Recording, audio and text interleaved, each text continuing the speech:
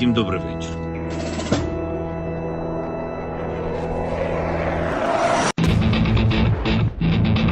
On behalf of the brave, on behalf of every father and every mother who waits for freedom,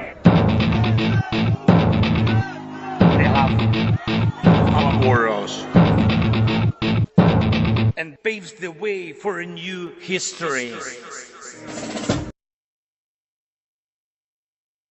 And welcome to Tochnyi Weekly, the show that gets behind the headlines to discuss the full-scale Russian invasion of Ukraine. We have a great show for you today. First, I'll be providing the news report. That will be followed by a report about the German aid to Ukraine from our resident contributor, German Aid to Ukraine. And that'll be followed by a video interview that our contributor Jonathan has provided for us. So without any delay, I will jump straight into the news. Satellite images captured on May 16th following suspected missile strikes on Ukraine on Russia's Belbek military airfield in occupied Crimea indicate the destruction of 3 aircraft. According to the Crimean Wind Telegram channel, the airfield came under attack on late May 15th, resulting in a fire at the fuel depot. Conversely, Russia's defense ministry claimed in a likely embellished report that overnight 5 U.S.-supplied ATACMS missiles were intercepted by active air defense systems. Reports of attacks on the Belbek airfield were also noted the previous night, allegedly causing fires in the vicinity of the military installation. Satellite imagery obtained by Radio Free Europe suggested damage or potential destruction of 2 MiG-31s and 1 Su-27. While the Ukrainian military has not officially commented on the attacks, the General Staff of Ukraine's Armed Forces, in its daily update, added 2 Russian planes and 1 helicopter in the 24-hour update. On May 16th, the partisan group Atesh claimed that the primary missile and artillery depot at the Belbek military airfield sustained damage. Atesh asserted that the damaged depot housed most of the missiles for the Russian Su-27 and Su-30 fighter jets, as well as MiG-31 aircraft. The latter carry Kinzhal ballistic missiles, which are used to strike targets in Ukraine.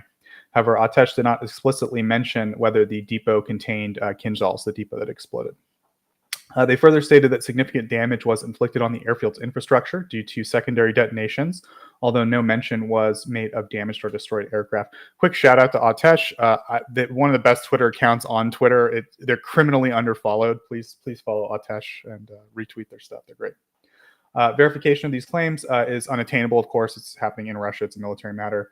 In a separate development, Ukraine has conducted a large-scale attack overnight on Russian targets on May 17th, including the Novorossiysk oil facilities and port, and the Kremlin asserted that it had intercepted and destroyed over 100 air and naval drones. At the very least, this does seem to confirm that Ukraine conducted one of the largest drone operations, or I believe the largest drone operation to date. The Russian Defense Ministry in a Telegram post claimed that 102 drones were neutralized and didn't report any significant casualties. However, it seems unlikely. There does seem to have been some damage. According to a source within... So next story, but kind of related. According to a source within Ukraine's military intelligence, drones also carried an attack out on an oil facility in Rostov on May 15th. So this is basically part of the broader drone campaign, but slightly unrelated. Vasily Golubev, the governor of Rostov, previously stated that 2 drones struck the refinery in Proletarsky district, resulting in 2 explosions. But he asserted there were no subsequent fires or casualties, offering no additional details. Rostov, of course, shares a border with Ukraine, and there was a previous assault on the Novoshakhtinsk oil refinery in March, which did lead to a potential shutdown of the facility. Another victim of this, or I should say another target of the attack, was a Tuapse oil refinery. So, again, next item, but related. A Ukrainian drone strike targeting Tuapse oil refinery along the Black Sea coast sparked a fire, prompting an emergency shutdown of the facility. There are prospects for the refinery to resume operations in the near future. According to Reuters, citing 2 sources familiar with the matter, the fire at Rosneft's oil refinery was largely extinguished. They have not provided any official statement regarding the attack so far. One source revealed that the drones targeted a liquefied gas production unit, while the oil processing unit was unaffected. There was an absence of black smoke in the video that you're looking at, I believe. I think that's the correct video. I know at least one of them. Yeah, that's the correct video. This is from this incident. But anyways, there's no black smoke, so they believe only liquefied gas is burning. And the source further explained that from a technical standpoint, as a result, they can possibly bypass the liquefied gas unit to start the oil part of the refinery back up. Yeah, so we'll go ahead and move to the next item.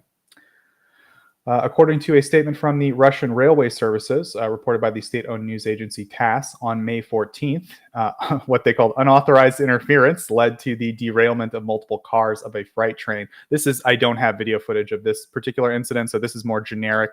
This is, I think, partisans in Russia actually doing this. The incident occurred at Kotlubin station, which is situated approximately 40 kilometers or 25 miles north of the regional center Volgograd, and around 330 miles from the border.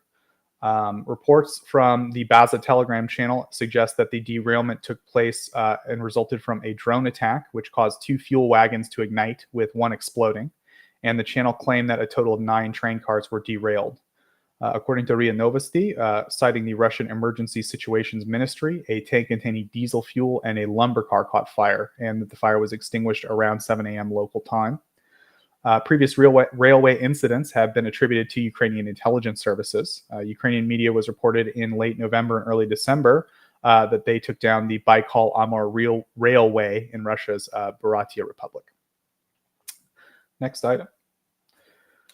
According to the Defense Intelligence Agency of the Pentagon, drone strikes conducted by Ukraine on Russian energy infrastructure so far have caused a disruption in approximately 14% of Russia's oil refining capacity. However, these attacks have had minimal impact so far on Russia's electricity output. Ukraine, with support from U.S.-led assistance, has begun to target oil refining facilities. I think we've been over that in ample detail. The reduction of Russian refining capacity has led to a rise in domestic prices by as much as 30% in March. Despite the setback, their resilient grid infrastructure and a lot of redundancies in their grid have enabled them to minimize the impact directly on their power grid. This, again, is the assessment of the Defense Intelligence Agency of the United States. Furthermore, Ukrainian attacks have prompted changes in Russian naval activities. And of course, the Russian Sea Fleet has altered its course, and they now base in Novorossiysk as opposed to Sevastopol. According to information obtained from the Ukrainian military and reported by the Washington Post, on the first day of the Russian offensive in Kharkiv Oblast on May 10th, the Starlink terminals used by the Ukrainian military experienced a disruption.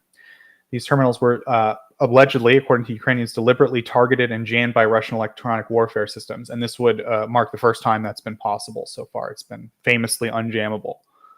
The Washington Post detailed that the 125th Territorial Defense Brigade, responsible for defending approximately 40 kilometers of the border between Russia and Kharkiv, regularly employs reconnaissance drones to monitor Russian troop movements. However, on May 10th, at the start of the offensive, the brigade lost all video feeds from its drones, and additionally, the Starlink satellite internet terminals ceased to function. The scenario mirrored similar disruptions experienced during the full-scale invasion. Like, in other words, it looks like, to the 125th, it looks like it was some kind of an electronic warfare action. Commander Artist, that's, I assume his nom de guerre, Artist, leading a drone unit within the brigade, described the situation, noting that the connection with the drone suddenly vanished, and this posed a significant challenge. They had no visual intelligence, and they relied solely on radio and functioning phones. And he said, quote unquote, like where they worked. Like where they worked, we used our phones and radios. On May 10th, Russian activities escalated with several settlements in the gray zone seized by Russian forces. President Volodymyr Zelensky stated on May 16th that the Ukrainian defense forces had managed to stabilize the situation in Kharkiv, with Russian troops attempting to advance in the region. However, Russian advancements were limited. They reached only about 10 kilometers into Ukrainian territory, and they, according to Ukraine, had only penetrated the initial 3 lines of fortifications before they were repelled. Next topic, we got all this foreign aid stuff. Danish Foreign Minister Lars Løkke Rasmussen revealed on Thursday, May 16th, a fresh allocation of military aid to Ukraine totaling 750 million euros. Boy, howdy, do we love Denmark here on Tochnyi. Shout out, or do we have any Danish people in chat? If you're Danish in chat, tell us, because I want to thank you personally. I want to thank for Denmark. Thank you. This assistance is directed towards bolstering Ukraine's air defense capabilities and artillery. Rasmussen said he's pleased to announce a new package. Yada yada. Oh, that's it. That's the whole story. There's no specifics, but they specified to the extent that they're strengthening air defense and artillery capabilities for Ukraine with this 750 million. But yeah, Denmark has been providing so many packages for Ukraine. It seems like almost every week I'm announcing a military aid package from Denmark. So once again, being absolutely wonderful this week. France also plans to dispatch a second shipment of Astra 30 missiles to Ukraine for utilization with SAMP-T air defense systems, which was reported by the BBC, citing the French Minister of the Armed Forces, Sébastien Lecornu. The delivery marks the second significant batch of missiles to be actively deployed by Ukrainian defense forces for interception. The Astra 30 cruise missile boasts a capability to eliminate aerial targets within a range of up to 120 kilometers and altitudes of up to 20 kilometers. Notably, its active homing head renders additional radar unnecessary for the constant target tracking to guide the missile. Furthermore, this homing head type enhances the effectiveness in targeting low-flying objects obscured by foliage. The announcement of the Astra 30 missile transferred followed Italy's decision to provide Ukraine with an additional system, defense battery. Primarily, this involves a battery of air defense systems utilized by the Italian army for safeguarding Slovak airspace, which was recalled to Italy. I'm not sure that's confirmed yet. I thought we discussed that and it's not confirmed. But anyway, maybe it has been confirmed since then. No, not yet. Okay, yeah. So I don't know if that's confirmed. I assume this is the BBC that I took this report from. I think the BBC might be getting a little ahead of themselves there. Italy's system version is anchored in the Iveco M320 ACTL HD8 truck, and it comprises 4 self-propelled launchers. Like, this is their configuration of the system. Comprises 4 self-propelled launchers, a self-propelled radar, and a command post per battery. In February 2024, they placed an order for more systems, and as per an agreement, 4 batteries are slated for procurement to reinforce Italy and NATO's missile defense. The surge in orders from both Italy and France prompted the Ministry of Defense of France to announce an increase in missile production last year. Next item. The Australian government, which announced a $100 million aid package, I believe last week, announced that they had chosen the Sentinel 830 patrol boat for allocation to Ukraine's defense forces as part of their new supplemental.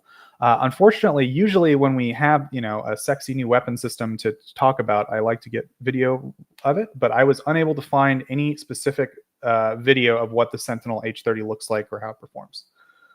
So it's part of their military aid package. The boats are crafted by Sentinel Boats. They're adaptable for operations in riverine and offshore environments. The CEO emphasized that the 830R boasts swift deployment and requires minimal upkeep, ensuring heightened operational readiness wherever Ukrainian forces need it.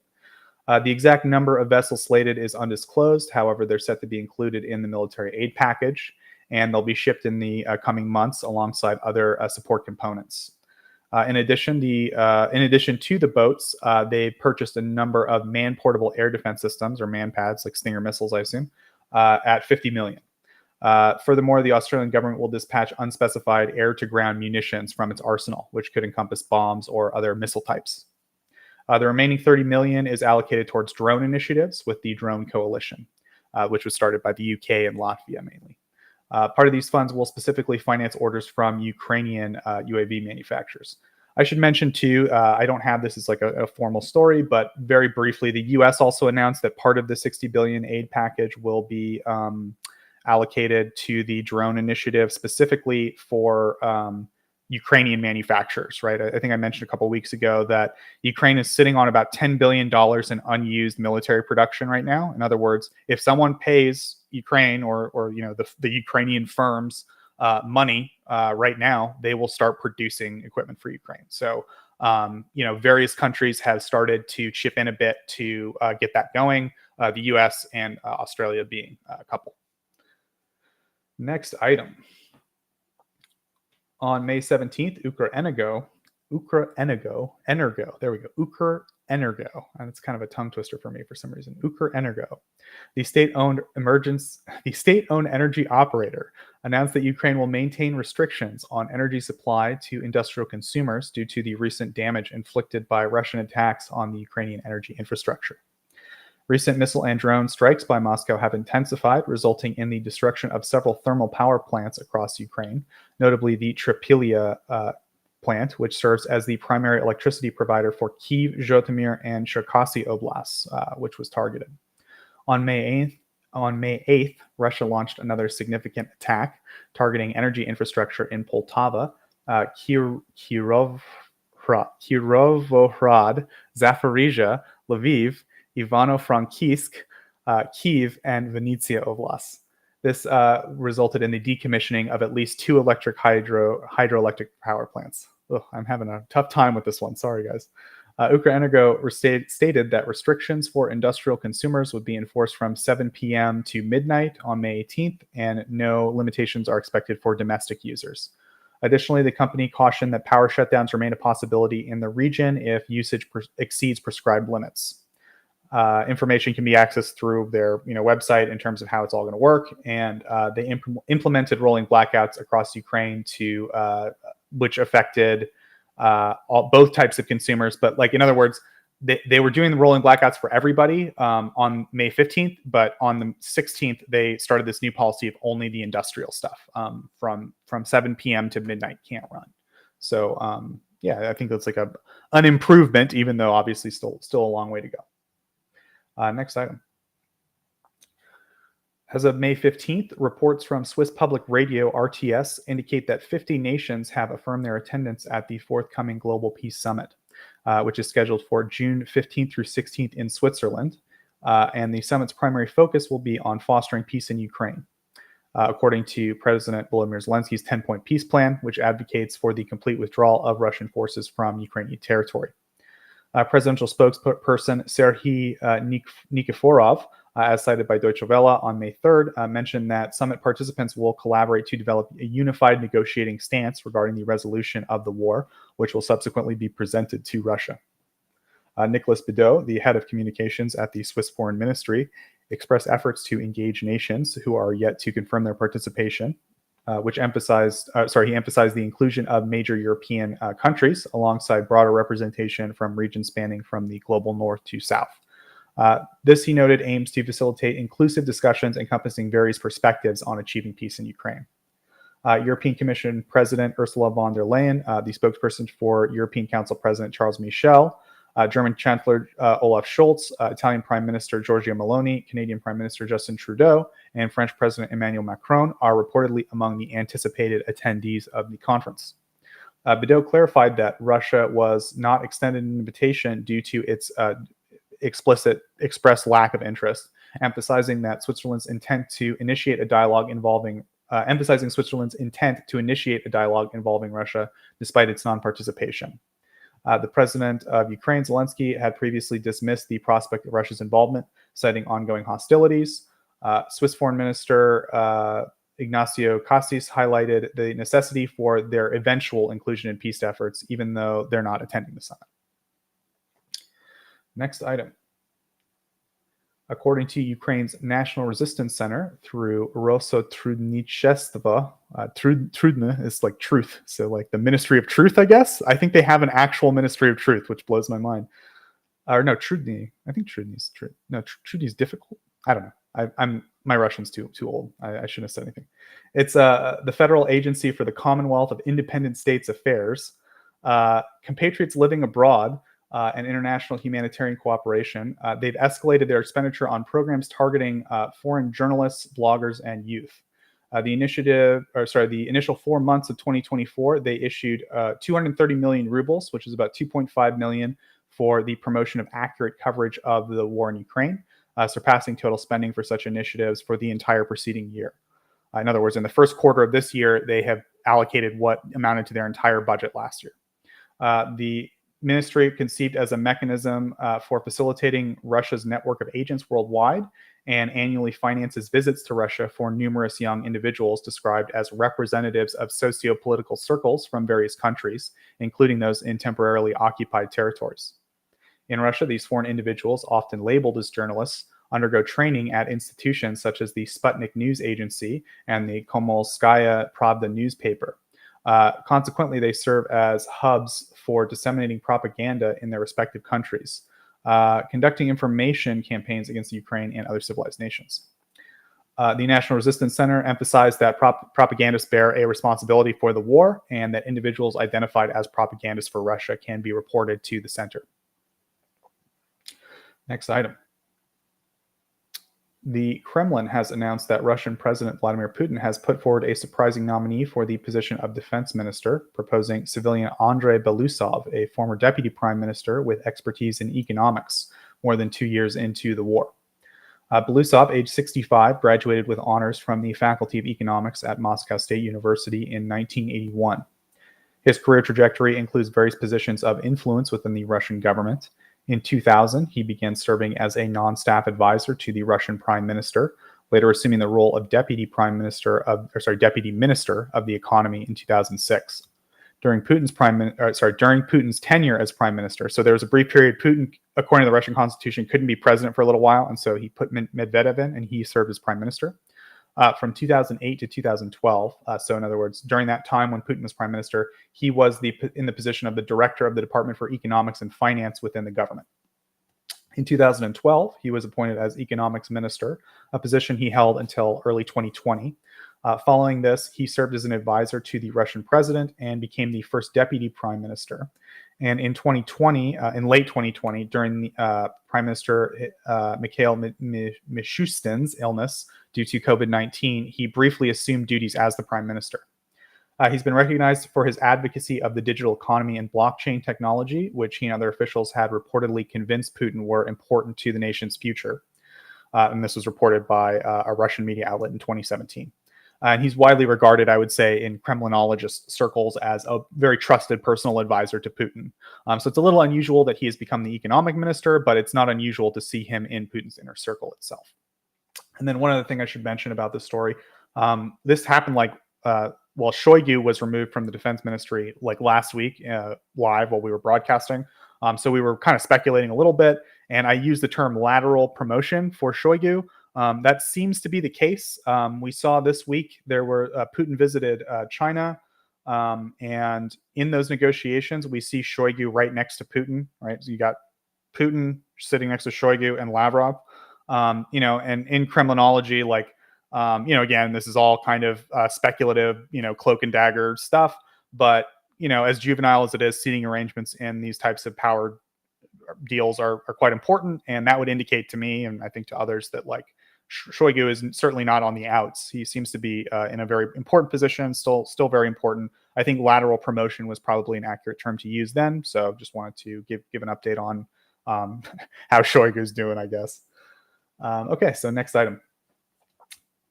On May 17th, the United Kingdom unveiled new sanctions aimed at curbing Russia's arms for oil trade with North Korea.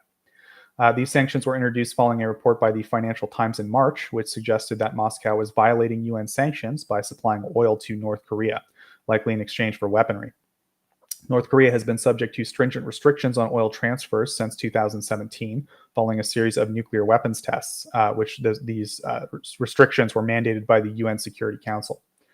John Kirby, a spokesperson for the National Security Council, revealed in May that Moscow had provided North Korea with over 165,000 barrels of refined petroleum. The newly imposed sanctions will target 3 companies and 1 individual from North Korea and Russia, mirroring similar measures adopted by the U.S. a day before. Secretary David Cameron emphasized the UK's commitment to holding North Korea and Russia accountable, stating they cannot and will not remain silent as they engage in arms transfers. He underscored the UK's determination to collaborate with security partners in safeguarding the global non-proliferation regime and maintaining international peace. Reports indicate that North Korea has emerged as a prominent arms supplier for Russia, reportedly supplying Moscow with significant military resources, including ballistic missiles and over 3 million artillery shells, both of which have been used in Ukraine. Of course, the BBC got Maxine Katz to talk about this.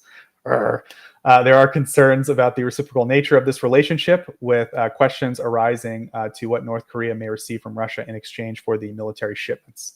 U.S. Secretary of State Anthony Blinken has cautioned that Russia has been aiding North Korea in enhancing its military capabilities and potentially encompassing ballistic missile and nuclear technology. Next item, get Maxime Cass's face out of here. I should have looked at that clip closer before I picked B-roll. According to a Reuters report on May 16th, the Sri Lankan government plans to dispatch a delegation to a delegation to Russia to locate and repatriate citizens who are reportedly fighting on behalf of Russia in Ukraine. A senior official in the Sri Lankan government mentioned that the government intends to send a delegation to Russia to investigate the status of hundreds of nationals who are allegedly participating in the war. Social media campaigns, primarily operating on WhatsApp, have been targeting former military personnel in Sri Lanka, offering lucrative salaries and Russian citizenship in exchange for fighting in Ukraine on behalf of Russia. Sri Lanka's defense ministry has cautioned its citizens against falling victim to such schemes. Agents operating online acquire contact information of former servicemen and then arrange transportation and documentation to facilitate their travel. This campaign has gained traction in the country, where the economy is grappling with the aftermath of the worst financial crisis it has experienced in 7 decades. Reuters reports that poverty rates have more than doubled since before the pandemic, prompting hundreds of individuals to seek employment opportunities abroad. Earlier this month, the government initiated an investigation into reports of Sri Lankan nationals with military backgrounds being trafficked to participate in the war. The State Minister for Foreign Affairs informed reporters that the primary challenge lies in determining the exact number of individuals present in Russia. Unofficial sources suggest that approximately 600 to 800 of their nationals are currently fighting.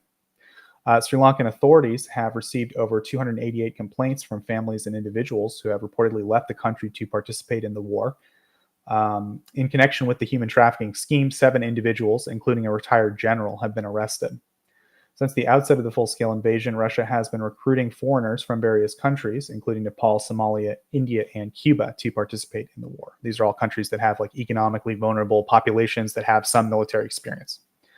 Earlier this year, Ukraine's coordination headquarters for the treatment of prisoners of war reported an increasing involvement of foreign mercenaries from countries facing economic challenges.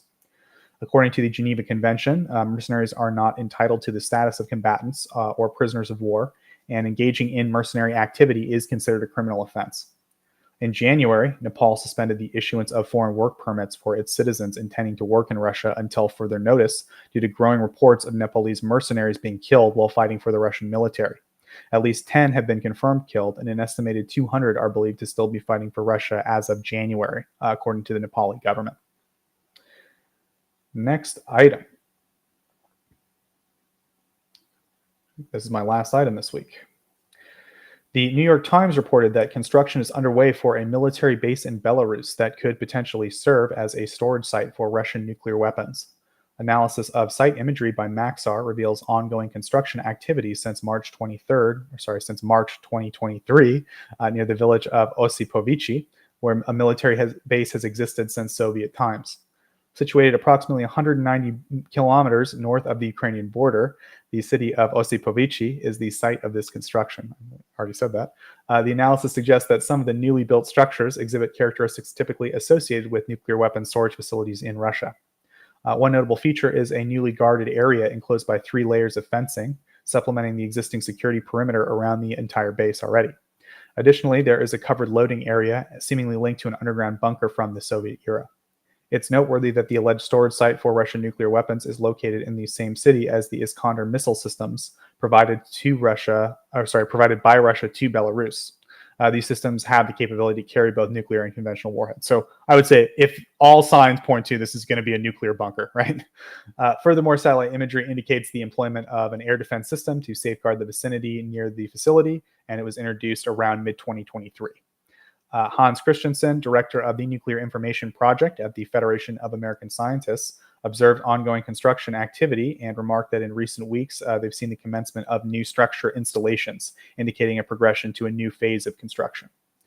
As an ally of Russia, Belarus previously announced a sudden check of assets related to tactical nuclear weapons with Iskander systems on May 7th.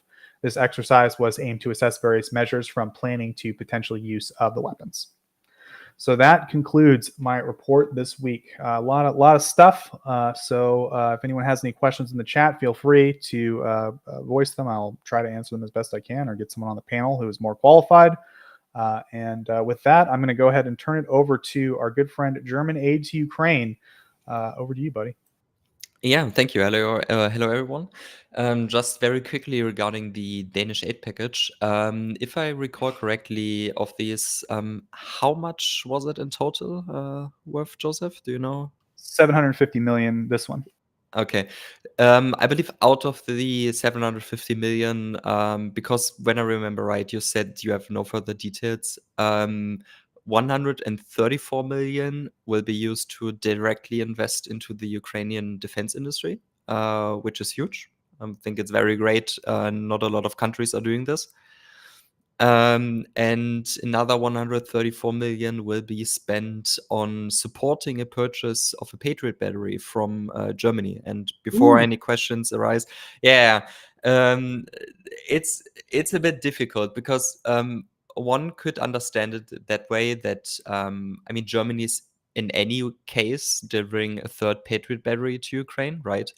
And if you see it more negatively, then it could mean that Denmark is like replenishing Germany in some way with that third battery. But I do think and hope at the same time that it will be used to finance a fourth battery from German stocks, not support Germany in delivering the third one.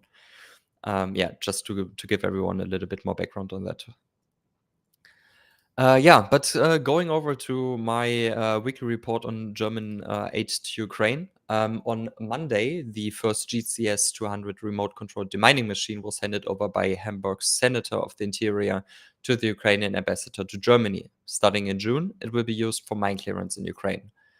3 more GCS 200 will be delivered to Ukraine by August. Further mine clearance equipment is to be delivered in the course of 2024, including 20 bomb protection suits and 10 manipulators for transporting and destroying IEDs.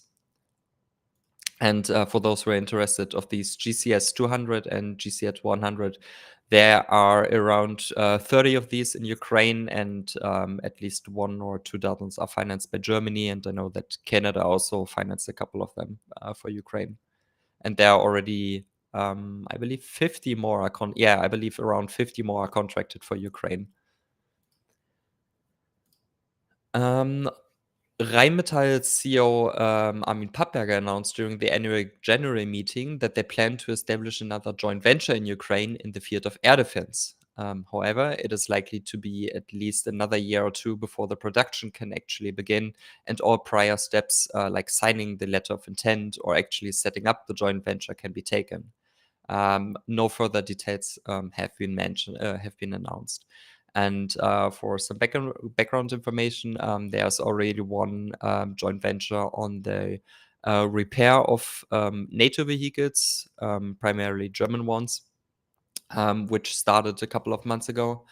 And there's another one already signed, not studied yet, but signed on the production of 155 ammunition in Ukraine by Rheinmetall. So this would be the third joint venture by Rheinmetall in Ukraine. During her visit to Germany, President of the Swiss Confederation Viola Amherd confirmed that Germany's Minister of Defense Boris Pistorius is in talks with her about Switzerland giving up its purchase but not yet delivered Patriot batteries for Ukraine. According to her, the Swiss government has not yet discussed the subject, so she could only confirm the talks and thus the German inquiry. However, the delivery or a delivery to Ukraine would still not take place for several years, as I believe the first battery is to be delivered in 2026, maybe 2027. Maybe Colby knows out of the top of his head. And the delivery would have also be financed externally because, Swiss neutrality, when they just hand over a Patriot battery to Ukraine, that's basically military aid. That's why it has to be financed by someone else. And Kobe, are you here for a second? Do you know out of the top of your head if Swiss gets its first battery in 2026 or 2027? It was end of 2027. I'll just double check real quick, but I'm pretty sure it was actually end of year 2027. Okay, yeah. And part of the reason for that is that the Swiss batteries are coming in a non-standard configuration, I guess. They're not entirely being produced by Raytheon. There's quite a significant amount of work that's going to be done locally in Switzerland by Swiss companies. So that adds some complexity when they have these, they call like offset agreements. That adds some complexity to the contracting and draws out the process. So it's still quite far away that Switzerland expects to receive their order. So yeah. Yeah. So basically, when I understand it right, it would be 2027 at earliest. And if these batteries would actually go to Ukraine,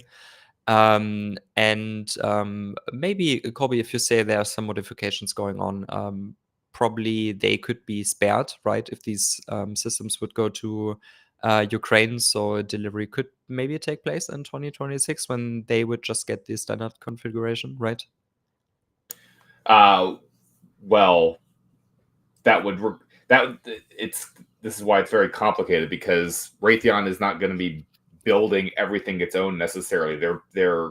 They will conduct their portion of the work with the understanding that certain things are going to be done by the Swiss. So if they wanted to deliver to Ukraine instead, that would necessitate them taking on work which they currently don't have any plans or agreement to do. So it's very complicated for this to happen, which is why I'm very skeptical about this whole concept about how it would even work and how it would help Ukraine in any sort of reasonable time frame. Okay, yeah, thanks for all the insight. Moving to the last item I have. According to a Bild article published yesterday, only 300 million of the 7.1 billion budgeted for military aid to Ukraine in 2024 are not yet contracted or planned for by the German Ministry of Defense. Therefore, Minister of Defense Boris Pistorius demanded an additional 3.8 billion for military aid this year. He met with Chancellor Olaf Scholz and Minister of Finance Christian Lindner on Wednesday and Thursday. The proposal is to be submitted to the Parliament for approval in June. Bild also announced that Germany plans to spend 15 billion on military aid to Ukraine next year, which would be a record sum. Yeah, and that's all I have for this week. If there are any questions available, just ask them in the chat when we will discuss them later.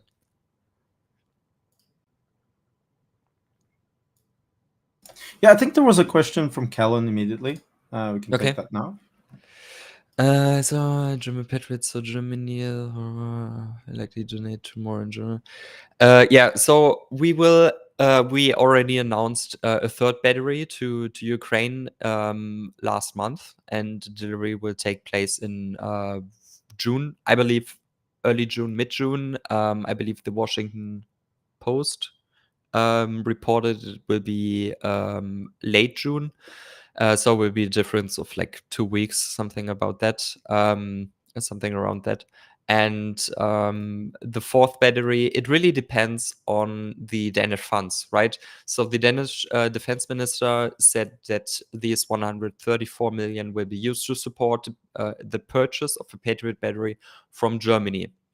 Now is the question, when they say support the purchase of a German Patriot battery, does it mean they give the funds to Germany to at least give Germany some money for the third one we are actually donating to Ukraine? So it's actually a German-Danish Patriot battery given to Ukraine, right? Or a Danish-German contribution? Or will they be used to finance a fourth battery, which is not intended for donation, right? That's a big question. So we have 3 by Germany for 100% in at latest late June, I think a little bit earlier. And the fourth one really depends on how the words from the Danish defense minister are meant. I really hope it will be a fourth one, because obviously it would really, really benefit Ukraine. And otherwise, I'm not hesitating to criticize Germany if we're really doing something wrong. And in the case of the third Patriot battery, I mean, it's really, really good that we announced it. Really shows in the terms of air defense, especially in terms of Patriots, German leadership, because nobody else, not even the US, is doing more. Besides delivering missiles, of course, the US is the only one in the world who actually delivers a lot of missiles to Ukraine. But in terms of these Patriot batteries, it's really, really great that we are announced this third one, and we will give it to Ukraine anyways, even if we don't get any funds from anybody else. But when these Danish funds are actually made for us, I think they could be used way better, because 134 million are not, it's not.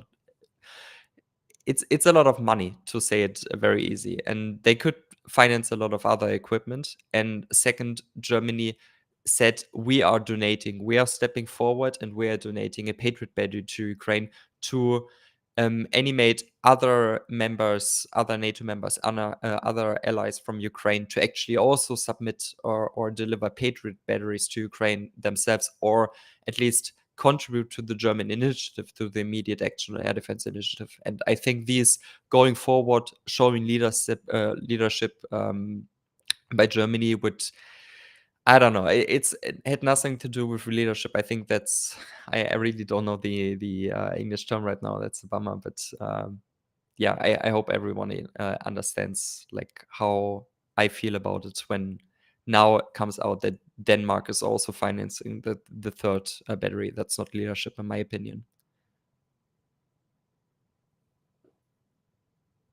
Yeah, I hope that answered the question. Cool. We're going to play a video by Jonathan, and he'll be in the panel to answer questions about his interview after the video.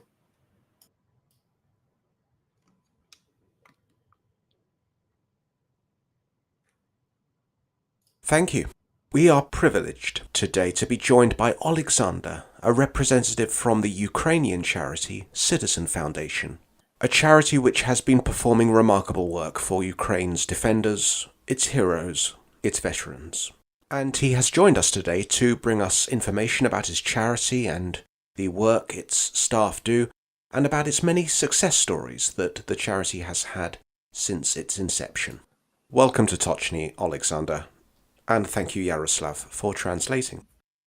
Тож, вітаємо вас, Олександре, на сьогоднішньому подкасті.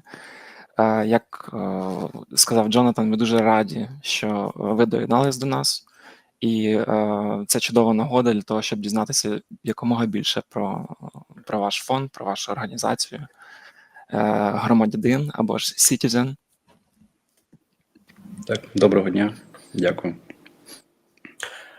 Oleksandr, could you tell us about the type of work your charity performs? Отже, Олександре, чи не могли б ви коротко описати, окреслити, який тип роботи виконує ваша благодійна організація? Так, за відкритими даними, кількість осіб, що отримали ампутації на війні в Україні, вже сягає кількості, яка була під час Першої світової війни. Тому наш фонд після початку повномасштабного вторгнення запустив програму «Кіборги», яка допомагає пораненим військовим з сучасним протезуванням, реабілітацією. Ми консультуємо з питань протезування для того, щоб пацієнти обрали протезне підприємство, знали свої права. Ми забезпечуємо поранених сучасними кріслами колісними, імплантами для хірургічних операцій. А також окремим напрямком нашого фонду є участь військових, які отримали тяжкі поранення у світових спортивних змаганнях. Дякую. Alexander says that since the start of full-scale invasion and Russo-Ukrainian war, the amount of people that got injured are like it equals to the same amount of the injured and wounded soldiers that happened during the First World War. So it's really important thing to to have such kind of charity to help with the comprehensive assistance to the Ukrainian servicemen, soldiers with really difficult amputations, and supply them with all possible prosthetics and like physical and psychological rehabilitation, starting from the implants, some important details for those artificial legs, until the very end of this procedure, till they receive till they have their own good working prosthetics. Thank you, Alexander. Thank you, Yaroslav. What are the values of your charity, Alexander? And what are the eligibility criteria for individuals to participate in this program? Олександре, які основні цінності вашої організації ви могли б виділити? Основною цінністю нашої організації є ветеран, тому що нам дуже важливо, щоб поранений захисник, який захищав нас і нашу країну, не був на самоті залишений зі своїми проблемами зі здоров'я, тому ми робимо все можливе, щоб йому допомогти. А для того, щоб допомагати йому ефективно, для нас дуже важливо бути прозорими та ефективними. Okay, дякую. So the main value for the citizen charity is the veterans themselves. They should never feel that they are left alone. They should always feel support, and the duty of the organization is to support the fighters of armed forces of Ukraine during the whole process of their day-to-day life and future performance in everyday life. So yeah, it's really one of the main core values for citizen charity. That's remarkable work. Thank you. Це дійсно надихаюче. Дякую, Олександр. How does the charity help with the unique needs and the challenges veterans have, such as those that we see in the video in front of us here? Олександре, як програмі вдається відповідати тим унікальним потребам і викликам ветеранів, особливо тих, хто отримав поранення і травми під час служби своїй країні? Все це вдається завдяки співпраці з найкращими медичними партнерами, медичними центрами, які не тільки відновлюють пораненого після травми, а й готують його, наприклад, до спортивних змагань, до параспорту. Так, у нас є яскравий приклад, тут якраз зараз Анатолій був на відео, хлопець отримав важке спінальне поранення, але завдяки довготривалій реабілітації, яку сплачував наш фонд, він не тільки фізично відновився, а й стане учасником збірної України на Паралімпіаді. Дякую. Just a moment, Jared. Yeah. It's a really inspiring thing. Alexander wanted to highlight the veteran that is there on the picture and during the video. He will represent Ukraine during the competitions too, and it's the main thing that helps to address the unique needs and challenges faced by veterans is just this constant support from other partners that Citizen has. It can be leading medical institutions that could really help and inspire veterans during the process of their recovery. Thank you very much, Alexander. Your charity has many success stories. I'm particularly interested in the two runners that took part in the London Marathon. Ukrainian Marines, Oleksii Rudenko, who had lost his leg, and Heorhii Roshka, who had lost his arm. And the people who supported them during their rehabilitation, people like Slava Kulikovsky. Could you tell us a bit about their journey from their service in Ukraine to crossing the finish line at the London Marathon? Було б також чудово відзначити та виокремити ту велику кількість індивідуальних історій успіху учасників вашої програми і ту роль, яку відіграла реабілітація та спортивні заняття на їхній фізичний та психологічний стан та благополуччя. Зокрема, цікавлять історії марафонців, тих українських морських піхотинців Олексія Руденко та Георгія Рожка та їхнього тренера та, наскільки я зрозумів, вашого амбасадора Слави Кулаковського, які брали участь у лондонському марафоні. Чи не могли б ви коротенько розповісти їхній шлях від служби в Збройних силах України до перетину фінішу лондонського марафону? Так, дякую. Історії хлопців дійсно вражають. От Олексій, він яскравий приклад того, що війна в Україні не почалася в 22-му році, що вона триває вже 10 років, тому що Олексій отримав поранення ще за часів АТО, служачи в морській піхоті.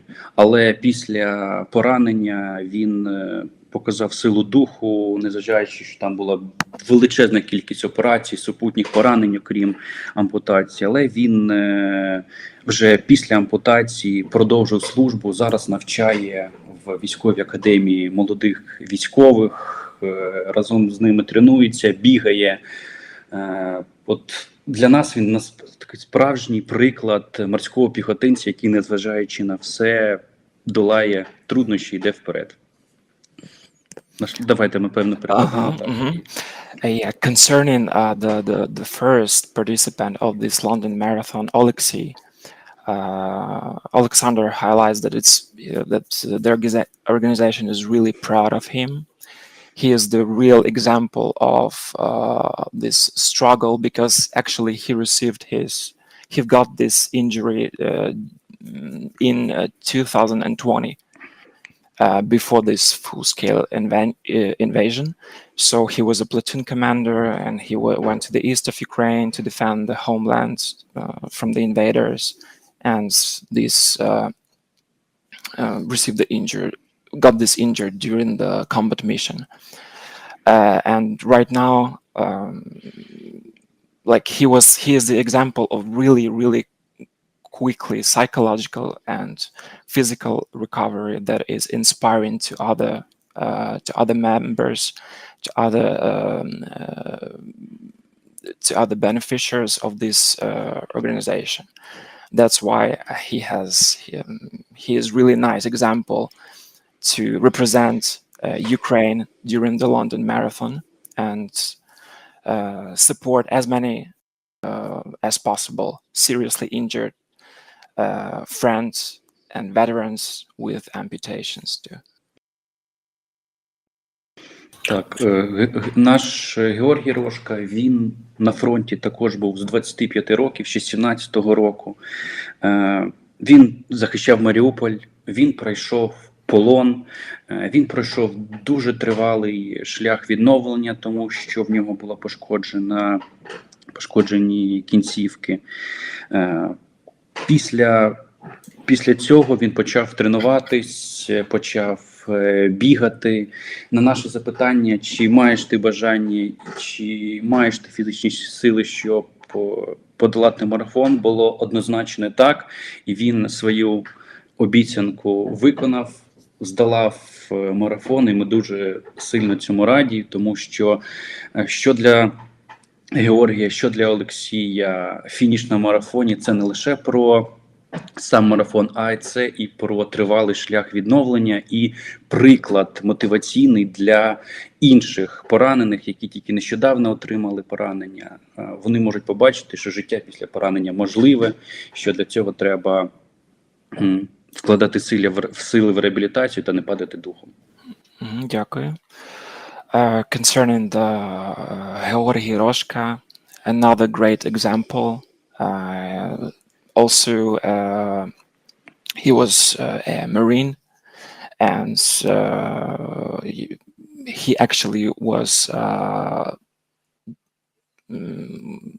was defending our country when he started from the age of 25, from 2017 to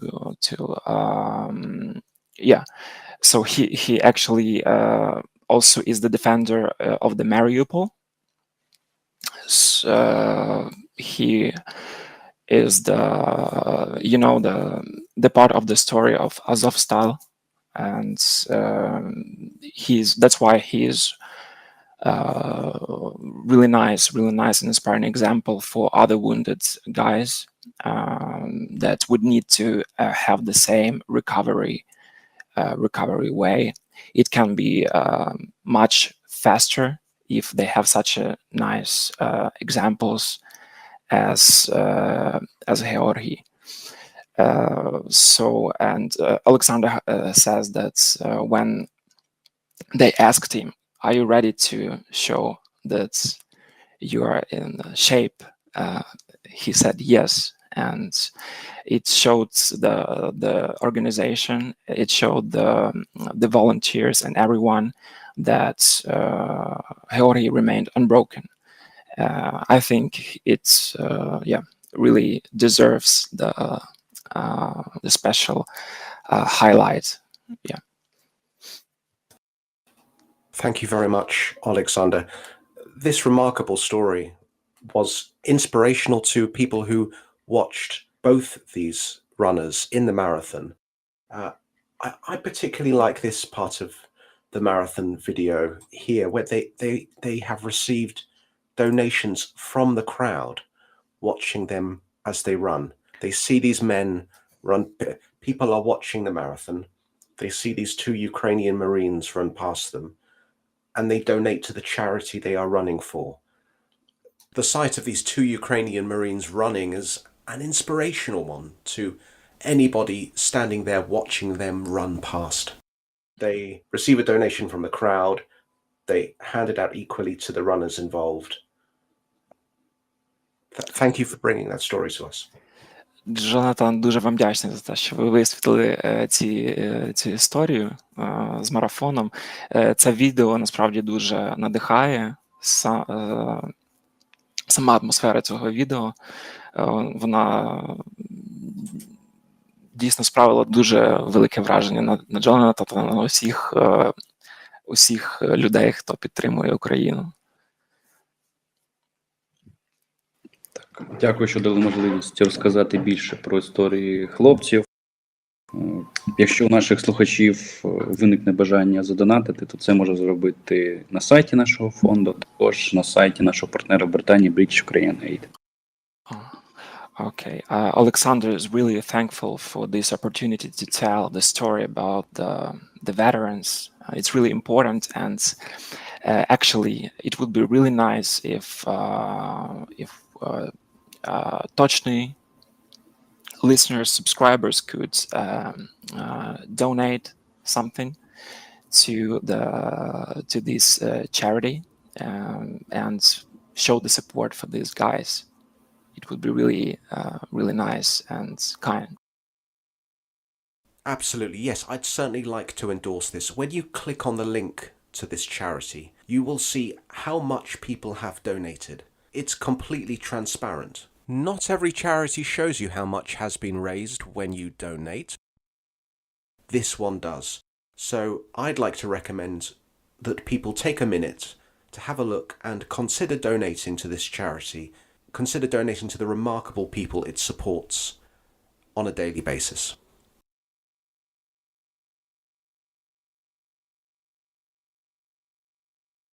The page that I'm trying to bring up now, and the audience should see in a moment, is a page of stories of the people that this charity has supported, rehabilitated, and helped.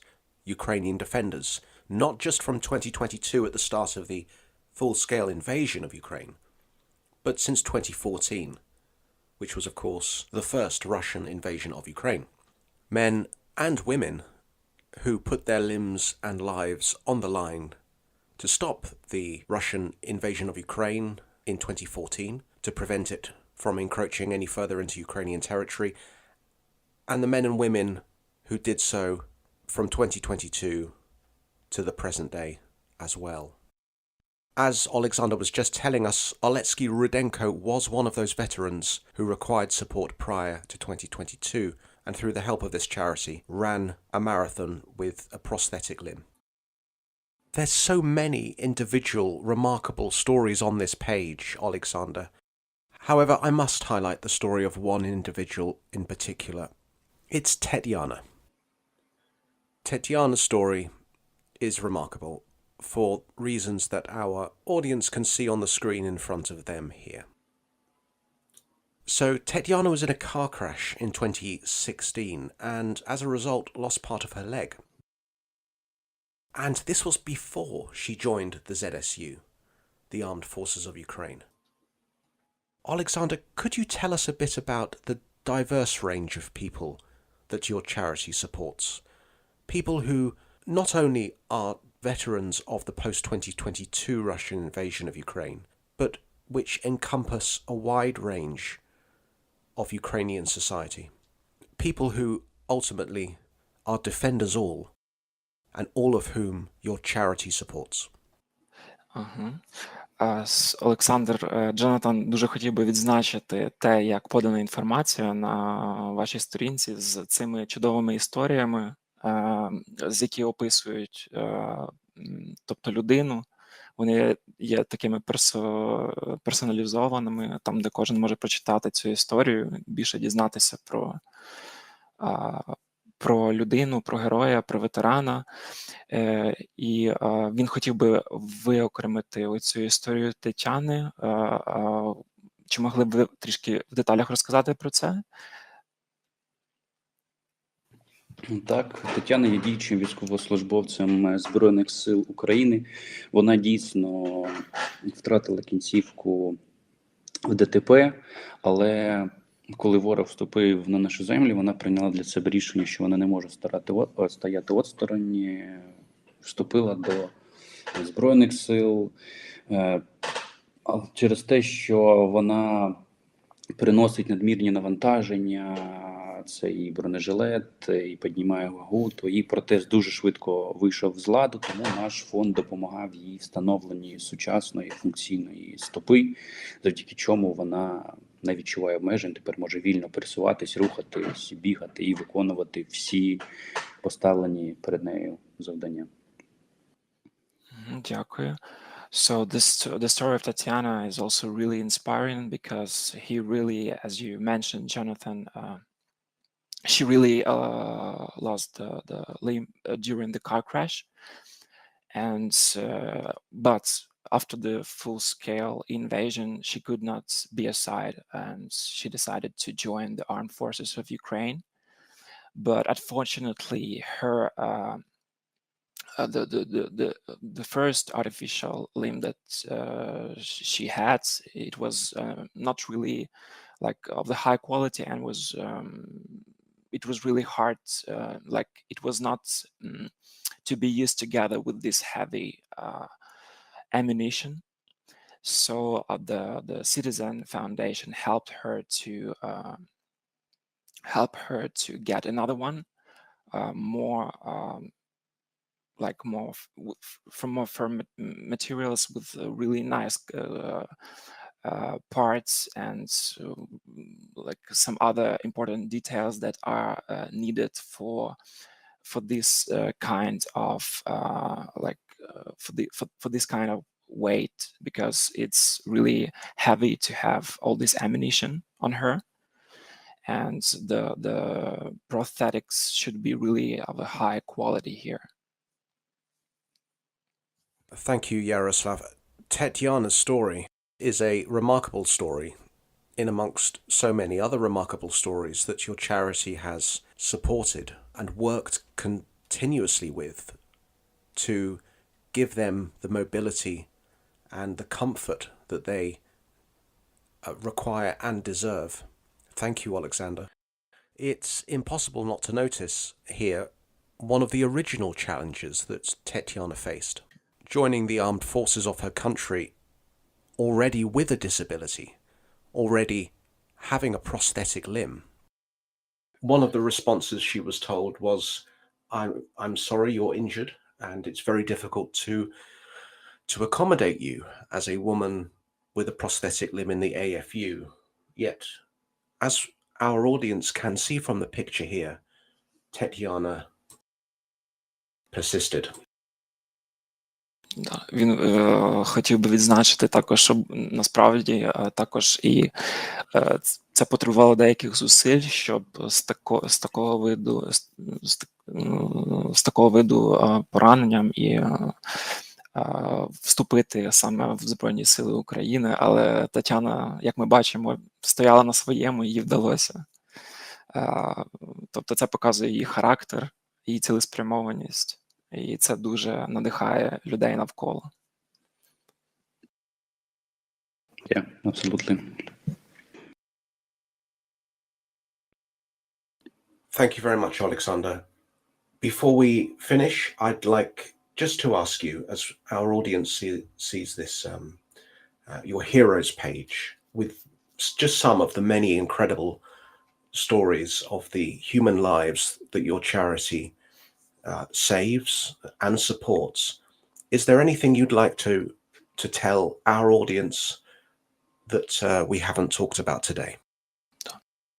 Так, Олександр, можливо, ви хочете щось детальніше розказати? Можливо, як задонатити, як там з навігацією щось, або просто якісь моменти, які ви хотіли б більш висвітлити. Це було б дуже класно. Ми могли б, можливо, разом навіть пройтися по структурі веб-сайту, можливо, це буде корисним. Так, дійсно. Ну, по-перше, я хотів би сказати, що історії, які зібрані на нашому сайті, це лише маленька частина тих поранених, які потребують допомоги фонду. І чим більше буде зростати підтримка фонду, тим більшій кількості людей ми разом зможемо допомогти. Олександр, так, секундочку зараз. So Jonathan, Alexander wants to highlight that when you are just scrolling this and see these stories, these inspiring stories with the personal background, it's only the small part of the people that need help. Unfortunately, as Alexander mentioned from the very beginning of this interview, we have the amount of the number of people that are getting these injuries and wounds is increasing daily. So the foundations like this should exist to help people, and governmental help is not enough for this. That's why such organization exists to have some additional help. Thank you, Alexander, for giving us the chance and our audience the chance to hear about the remarkable support that your charity gives to so many remarkable human lives. We really appreciate you being here today. Ми щиро дякуємо вам, що ви виділили час на це інтерв'ю, на те, що висвітлили ці цікаві історії, розказали більш детальніше про ваш веб-сайт. І дуже вдячні вам за цю можливість. Якщо є щось додати, то буде цілком нормально, щоб ще якусь інформацію, можливо, донести до публіки. Я хотів би додати, що окрім донатів на сайті, також досі триває збір наших морських піхотинців на сайті Лондонського марафону. І один з них, Георгій Рошка, він під час останнього інтерв'ю в Лондоні наголошує, що він віддасть свою медаль, як тільки його збір буде закритий. Тобто віддасть тому, хто задонатить найбільшу суму на протезування та реабілітацію поранених. Ага, дякую. Я якраз тут детальніше зупинюся, бо я так зрозумів, я зараз сам знаходжусь на сайті, і тут дуже цікава архітектура, що можна відразу перейти на сайт отой британський, я так зрозумів. Alexander wants to really add that, as you remember, we were talking about Heorhii Roshka, so he really it will be really, really inspiring for him to receive the donations. You can just visit the main webpage of the Citizen Charity Foundation, find this article of him, and he wanted to let the public know that he wants to actually give his medal to those person who will donate more. So it will be also inspiring for the people who are donating. And they are right now have this cooperation with the British Ukrainian Aid. You can just check it on this personalized page of each of our 3 veterans, 3 heroes.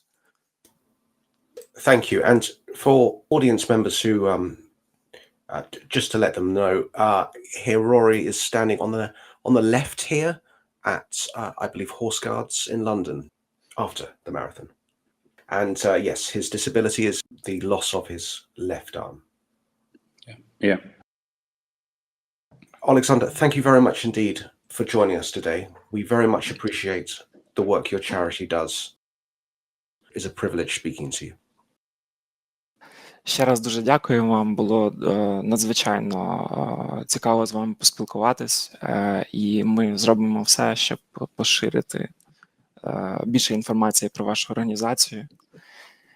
Дуже вдячні вам. Ми впевнені, що в майбутньому ці люди, ці герої, ветерани, вони стануть яскравими представниками громадянського суспільства України. І якщо ми зараз допоможемо їм реабілітуватись, вони допоможуть реабілітувати Україну, відбудувати і бути найяскравішими представниками нашого суспільства.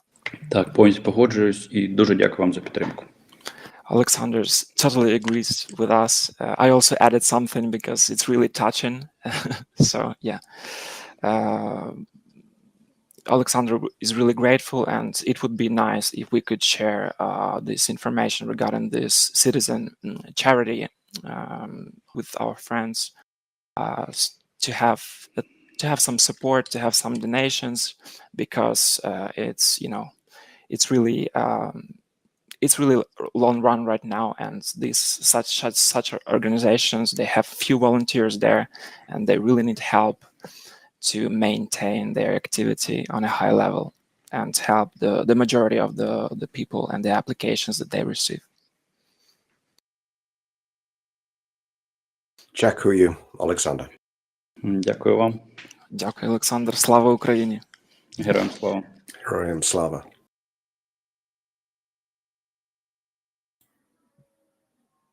Thanks, everybody. Please ask any questions on the runners or the charity itself that you have. Firstly, I guess I should say that something you may have taken away from this interview is that people show themselves to be unbroken. They run a marathon, and they show themselves to be unbroken.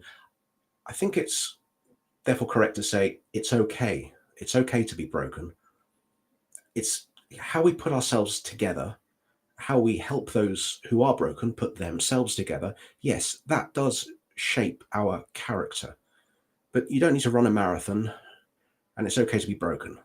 Secondly, if you look on the Soldiers' Stories page on the Ctzn24.com charity foundation, you'll see a lot of stories there, and it can be tempting to do what I did, which was go to one of the most incredible stories, that of Tetyana's, who lost her leg in a car crash, then joined the AFU, then was told, "I'm sorry, we can't accommodate you." To go to a story like that and think, wow, this I've found the person that I would like to support.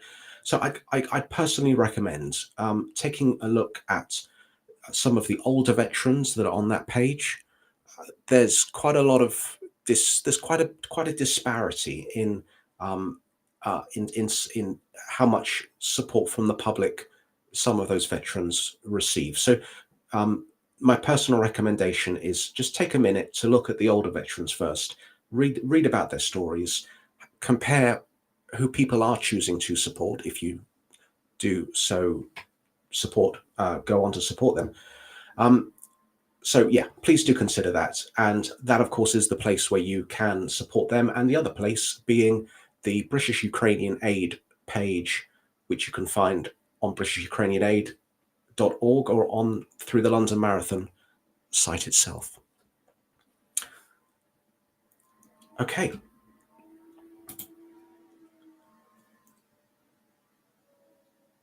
Okay, on that note, I'll hand over back to Joseph. Thank you very much, Jonathan. So yeah, it's great work as always. Excellent interview, and appreciate the organization for allowing us for their time, and appreciate Yaroslav for doing the translation for us. Miss Yaroslav. There's some ancient podcasts with Yaroslav. If you guys want to, if any of the audience wants to go dig them up, hear more from Yaroslav. Okay, so I think I guess I maybe will ask Daniela. Daniela, I know you. I think you presented your main. You wrote a new article about drone stuff. We had it up on the website. I want to say you presented about that last week, but do you have any updates since then that you wanted to share with the chat?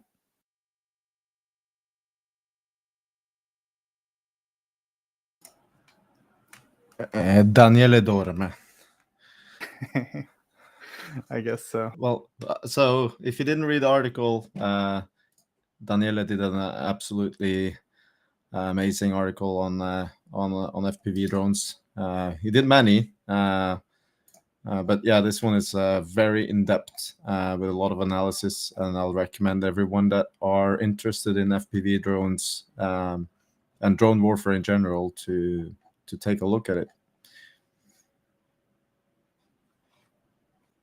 Yeah, it's great work. So yeah, we highly recommend everyone take a look at it. I think we went over it on the last stream, like the specifics of the article. I was just wondering if there was any updates, but we'll maybe get to that next time. Daniela, maybe you're here now. Yeah, apologize. I had a call. Yeah, no problem. Apologize. No worries. We were just updating everyone on. I remember we covered the article last week, but I was just asking, do you have any updates that you wanted to share? I started to work in the last few weeks on some trends and some try to understand the actual usage, because essentially at the moment what we are reporting is effectively what we can see from the thousands of channel that Andrew and Geek and all the others in the basement are trying to record and categorized, and we know that this is not the entire picture.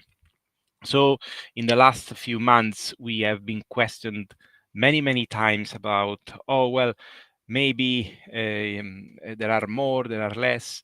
So I started to investigate on two main points. The first one is about the fact that we had some talks with people in the Wild Hornets, and they were very much instrumental in pointing us in the right direction, because in one of our previous live we have been told that at the moment the Russian have kind of 10% efficiency in reaching the target, and instead the Wild Hornet drones and in general Ukrainian drones are around 30%. So this means that essentially if you, that's one of the unpublished for now, but soon we will review this data more.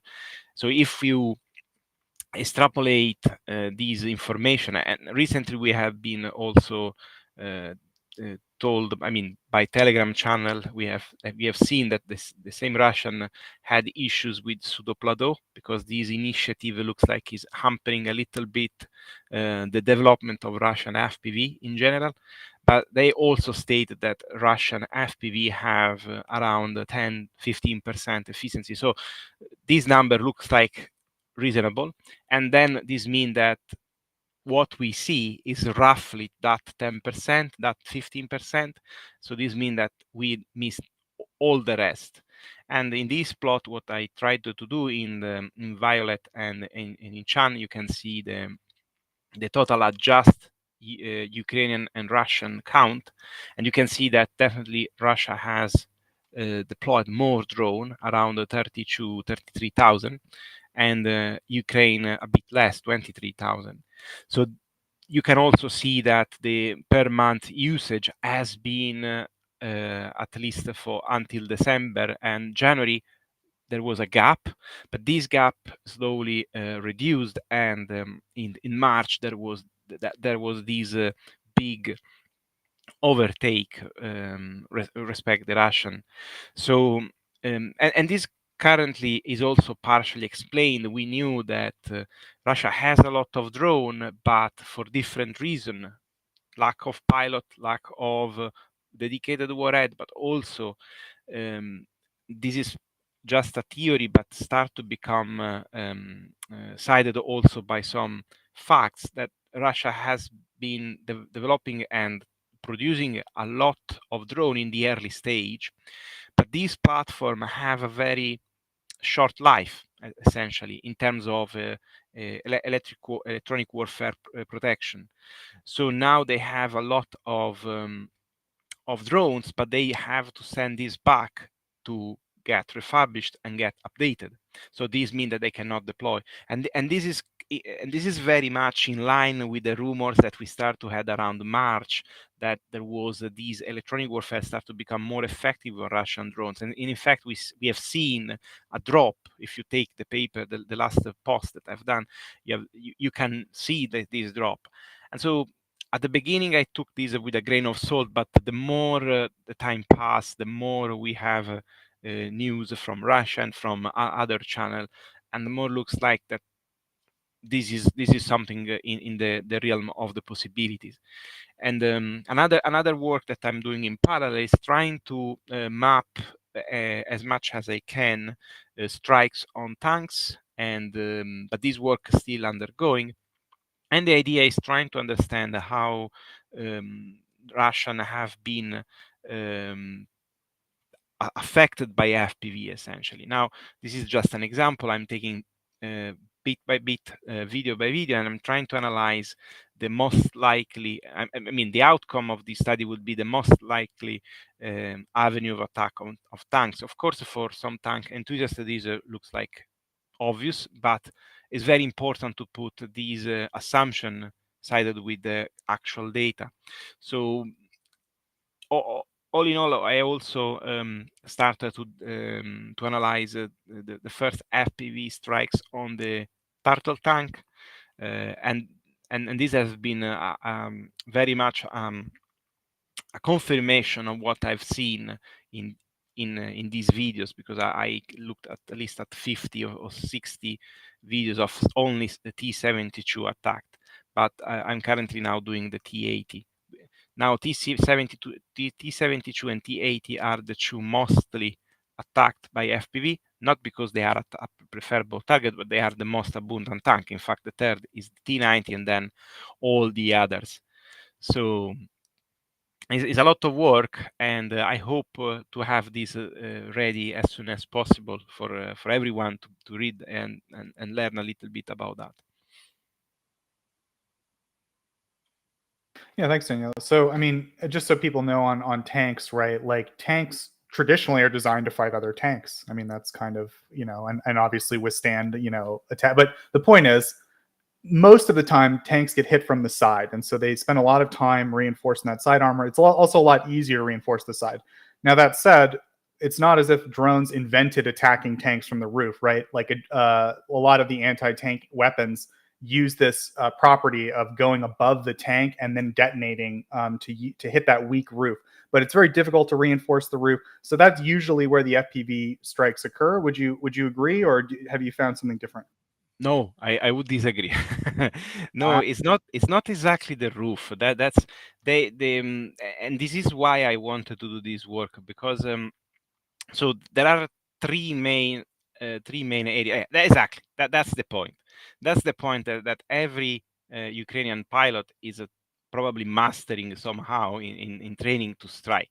Is the junction between the turret and the hull. And in T-72, there is also the engine grating, and that part is as butter. I mean, honestly, I had to say that sometime Andrew has been very conservative and taking a tank as damage. After looking at those videos, I would say that I have been destroyed. But in all honestly, is the good approach. But a lot of the damage tank that you can see in all my stats, I don't think that most of them can be used anymore. Probably good for for parts if they manage to recover. So, and also I'm trying to do a study of the economical loss in order to have a taste of what means losing so many vehicles. So the next update will be full of information, and at the moment I'm using only data up to March. I want to say that because the data after March is crazily big, so need a lot of assessment, and at the moment I'm not doing that because the data until March is very much full of information to learn how FPV have affected the war. Yeah, absolutely. And then I guess like my only other question would be, I guess about sort of generally the turtle tanks, right? So most people are probably familiar with this, but if you're not, maybe 2 months ago, I want to say around then, we saw a Russian deployed tank that they had built over it a sort of evolved form of the cope cage or an evolved form of roof protection. Just kind of imagine like a tent over a tank, but metal and reinforced. It's like the best way I can sort of describe it. Like trying to protect from this type of a hit. I remember asking you at the time, like, what do you think about this? And your basic answer was like, it's pretty easy to deal with the thing they put in the drone's way, basically. Like, it's not that big of a challenge. But as far as I understand, like in that time, in the 2 months that we saw the original turtle tank, there have been other iterations. Like, it doesn't seem to me like the turtle tank is going away.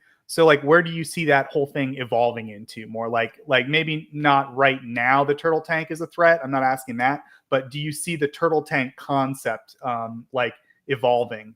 Go ahead. Okay, so for the turtle tank, I think is a dead end because I mean, it's a dead end as a remedy for FPV because there will be always more FPV than turtle tank. That's for sure.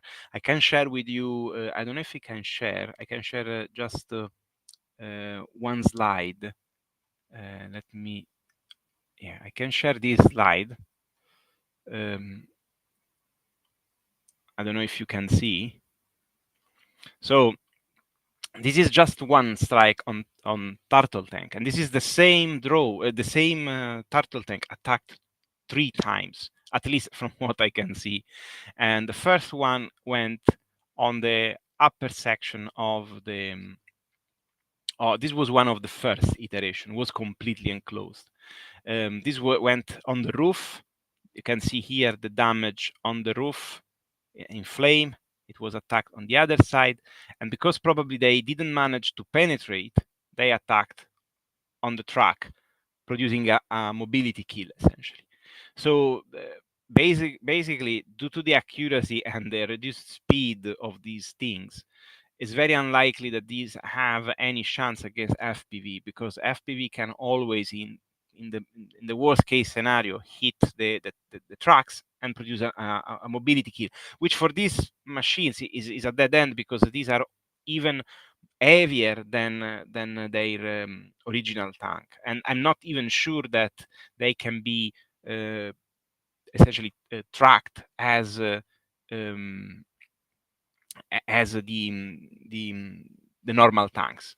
Yeah, exactly. It was this one. Was this iteration of it? You can see that the tracks are very much exposed, and doesn't matter if I cannot destroy your external shell. I can still hit your wheels, and of course they will put cage even on the tracks. But then, I mean, terrain will be very rough. You will lose part of these. I mean, it's not sustainable, and the only possibility where I see this useful is to try to transport infantry as close as possible because they have a lack of armored personnel carrier essentially, and I think in fact we have to look at these as a response to a need. Maybe they will get new vehicles and then we will see these phenomena disappearing, but is not going to produce any change on the battlefield. I mean, and of course they are scary because they are well protected, but against what? I mean, FPV in the end can ultimately stop them, and an ATGM will probably destroy that shell and the tank underneath with a strike. So it's pretty much useless to, in a point of view of seeing as a thing that can survive, essentially. Of course, if you want to use to transport infantry, well, yeah, that could work. But I mean, I wouldn't ever go inside one of these. And I read a question regarding Starlink, and I think this was answered from another listener, but I want to confirm FPV drone do not rely on Starlink or any internet connection to work. However, the image that you can see here are of course recorded by a surveillance drone that may use a Starlink as well, or any internet connection. So yes, somehow loss of connection can affect partially FPV, because normally FPV do not fly by default alone. They always have, let's say, like a sniper, the sniper and the spotter. There is always a spotter helping the FPV to reach the target and strike. Yeah, I would mention the 125th Brigade. They were the ones who mentioned Starlink went out, and I just remember when I read the article, it was kind of specific that they said all our reconnaissance drones went out, and then some other things went out, and also our Starlink went out. Like, in other words, they separated out like their drone stuff from Starlink, which I found kind of interesting. Yeah, I don't have enough information on that, honestly. Yeah, like I think it's probably going to vary from unit to unit, right? Yeah. But so I think what I'm hearing from you is like the coat cage is not obviously not an optimal solution or a perfect solution. You're never going to find a perfect solution to the problem, but I think people underestimate its abilities. Like, in other words, it does sometimes. We have seen coat cages work on both the Ukrainian side and the Russian side. And when I say work, I mean like they mitigate an FPV strike or another type of drone strike on a tank. But my point is, a cope cage is like relatively cheap, and it doesn't quite compromise like the design of the tank, right? Like a tank is still a tank with a cope cage on top. There's an argument to be made that like its profile looks worse and things like that. You're making some sacrifices. Every design has sacrifices and benefits, right? But I think what I'm hearing from you is like the turtle tank is such a sacrifice to what a tank is that it's pretty much no longer a tank. It's some kind of weird troop transport with a cannon on it, and maybe it'll work for a few things, but we're almost at this point not even talking about a tank, really, right? Absolutely, I totally agree. And even the manpower, the time wasted to do all these that probably are not going to be expected, and all the design that are different one to the other. I mean, of course, locally could have some impact in some occasion, but if you think that both sides are adapting to FPV somehow in intelligent way, which this is like a desperation technique rather than an intelligent way, you can imagine how much time will take to the opposing side to figure out how to destroy such a thing. In addition, I mean, these machines remove a lot of the benefit of a tank. So having situation awareness. It's true that they put some cheap cameras on it so the driver can drive, but what about the sensor, if they have any? So I wouldn't do this on a Leopard. Essentially, you lose all the sensor, all the night vision, and the thermal that you have. So yeah, they are probably doing these because they need something that at the moment is not there, and also because FPV, despite what has been said in the past, are effective against tank. Maybe not has a one shot, one kill, but we can immobilize and neutralize. There is also this other terminology that I learned by reading some technical notes. Neutralize a tank, which doesn't mean destroying, but means making it non-operative for a certain amount of time.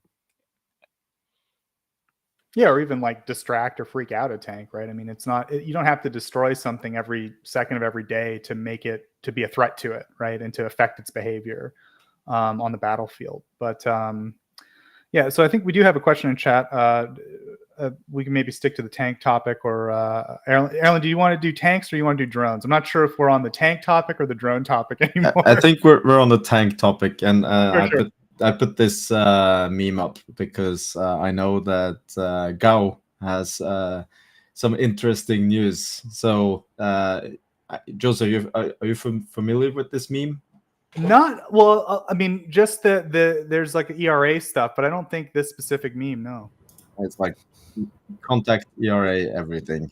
Oh yeah. So yeah, they there's like a running joke that we have actually seen pictures. So occasionally Ukraine gets this like brand new beautiful Leopard tank from Germany, right? And we see, or Denmark or whoever, and we see pictures where they put ERA, which is called explosive reactive armor. They're these blocks of basically plastic explosive or powdered compact explosive. And basically the idea is if a warhead hits the tank, it's like an airbag, sort of. It's like the same concept as an airbag. I think someone's hot micing. Oh, that's maybe me. Sorry. No worries. I'm in the kitchen getting some food. Sorry. Yeah. So we see, I would say a lot of Western tank weebs saw their beautiful Leopard tanks, their beautiful German, wonderful engineering, and they saw these explosive contact blocks go on their perfect tanks, and they were quite upset, I would say. The internet was a bit of flutter with tank weeb anger when ERA blocks were seen on Western tanks. In reality, though, as far as I understand, ERA has proven it's a proven concept. I would say Ukraine has really locked it down, but it does work in terms of like as designed. And we've seen countries like Poland and also like Ukraine have their own native produced ERA. Also, like NATO has it, but it's like built. It's a little different. Like it's a whole plate. It's not a little blocks that you put on like that. But the point is, it's a thing. So I don't think that the hatred of ERA is as warranted as it should, as maybe the internet gives it the level of hate that it does.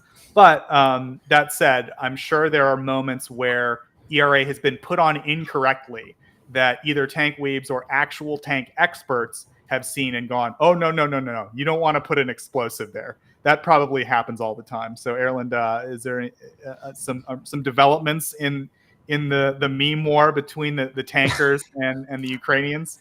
Not really on the meme world here, but the Ukraine has received quite a lot of Leopard 1. Is it only one A5, or did they also? Yeah. A lot of Danish ones. I think some German ones as well. Belgium ones is confirmed. Yeah, and I mean, there was a lot of jokes about ERA being put on them in the first place because, or when they were announced, because they are quite lightly armored. So it would make more sense, I would say, than on other tanks. And yeah, today was the first time we saw a picture of it. So yeah, Danish 1A5 with ERA blocks. Kind of. I mean, we knew at some point that it would happen because at first it was memes that they're going to put it on. But I remember a news article, like, was it in January, something like this, January, February, so a couple of months ago. And there, the Ukrainian soldiers actually talked about the thin armor. And they already back then, a couple of months ago, said that they are working on actually implementing these reactive armor on the Leopard 1A5 to actually compromise the one of the very few flaws of the 1A5 or the Leopard 1 in general due to its thin armor. So we knew it will happen at some point, and today the first image just surfaced. and it's a beauty. It's I don't know. Maybe it's just my weird mind, but like everything is beauty, but like in the turret area, it looks like weird eyebrows or something. I don't know. It's just my brain. Sorry. Well, you know, but this one looks very nicely designed because, you know, it's not just to stick them on there. First, you got to weld these studs to the armor, and they've, you know, measured out and planned this to get the, you know, this many ERA blocks on the front here, and it looks like they probably shrouded the whole turret. At least that's what it looks like. But Yep. yeah, they have hidden some of it with this blanket there. I'm looking forward to see this you know, the entire tank, because I think it looks like they've shrouded the whole turret with ERA blocks. Yeah, interestingly, we already last year we saw images and videos of the Leopard 2A4s. So the tanks donated by Poland, Norway, and some couple other nations. I'm just mostly focused on Germany, sorry.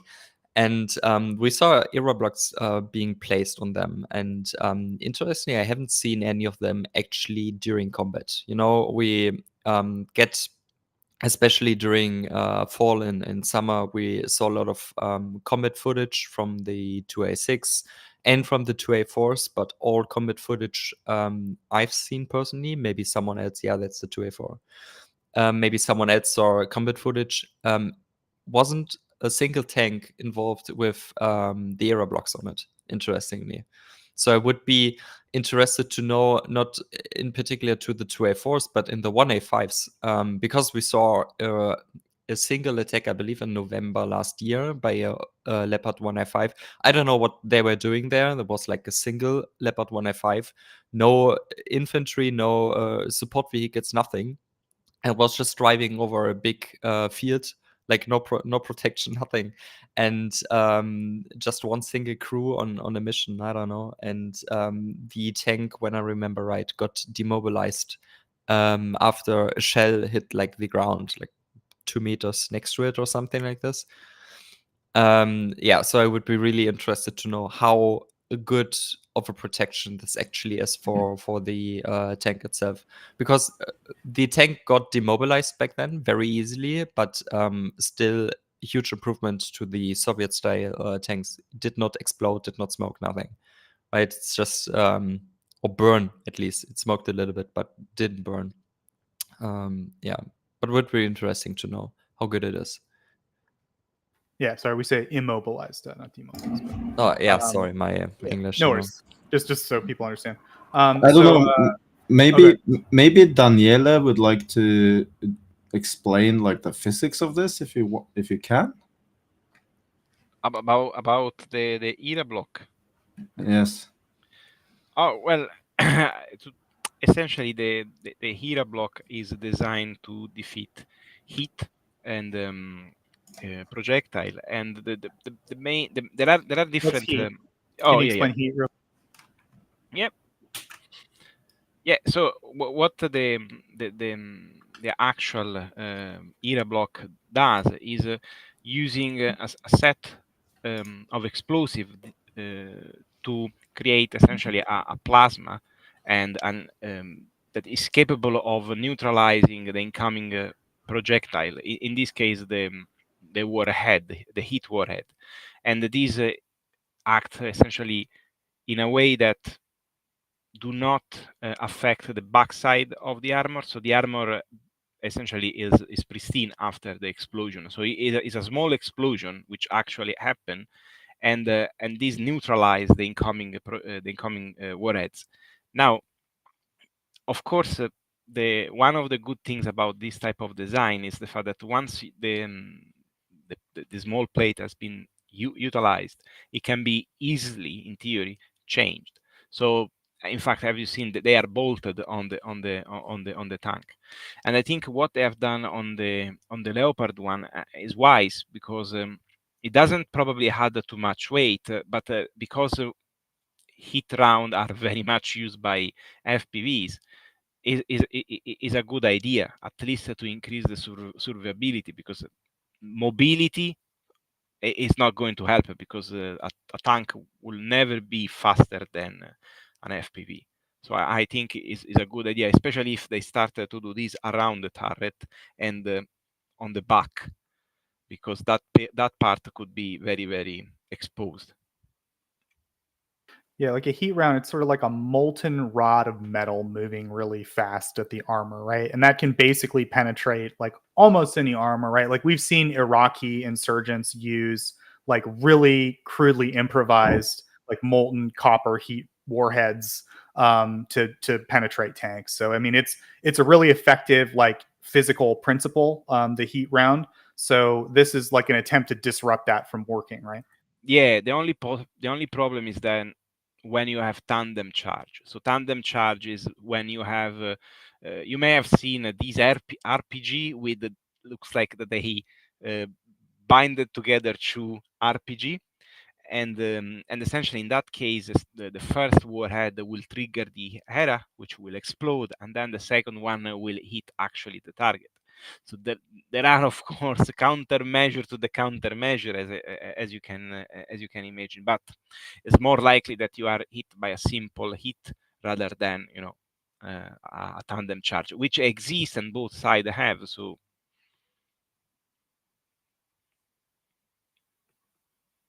Yeah. And real quick, I just wanted to read John's like remarks. So now we have an understanding of ERA broadly. So John just said that armor that we showed, the picture that Erlend showed, he said it's not just any ERA, it's Ukraine's ERA, which is called NIJ.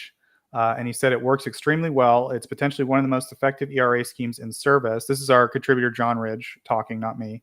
I'm a dummy. Don't listen to me, but listen to me when I'm saying what John said, which is now. So he says it's one of the most effective ERA schemes in service, Ukrainian NIJ, but it does not work as designed. The physical principles it's meant to function on don't actually work. It's supposed to generate a shaped charged jet that disrupts incoming penetrators or heat jets, but it doesn't actually do that. There's just so much explosive mass and the metal plates are sufficiently heavy that it just functions as regular ERA, but it's very good at it. So that's John's like summary of Ukrainian ERA NIJ, which we see pictured on the tank there. I call this Ukro Leopard 1A5.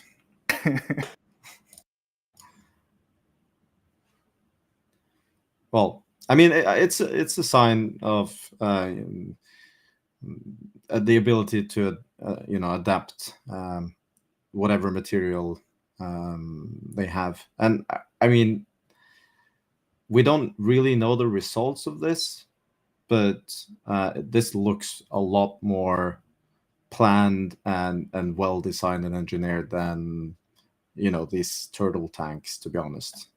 I think it was a lot more work behind just planning out the layout of these ERA blocks than creating that turtle tank that we saw earlier.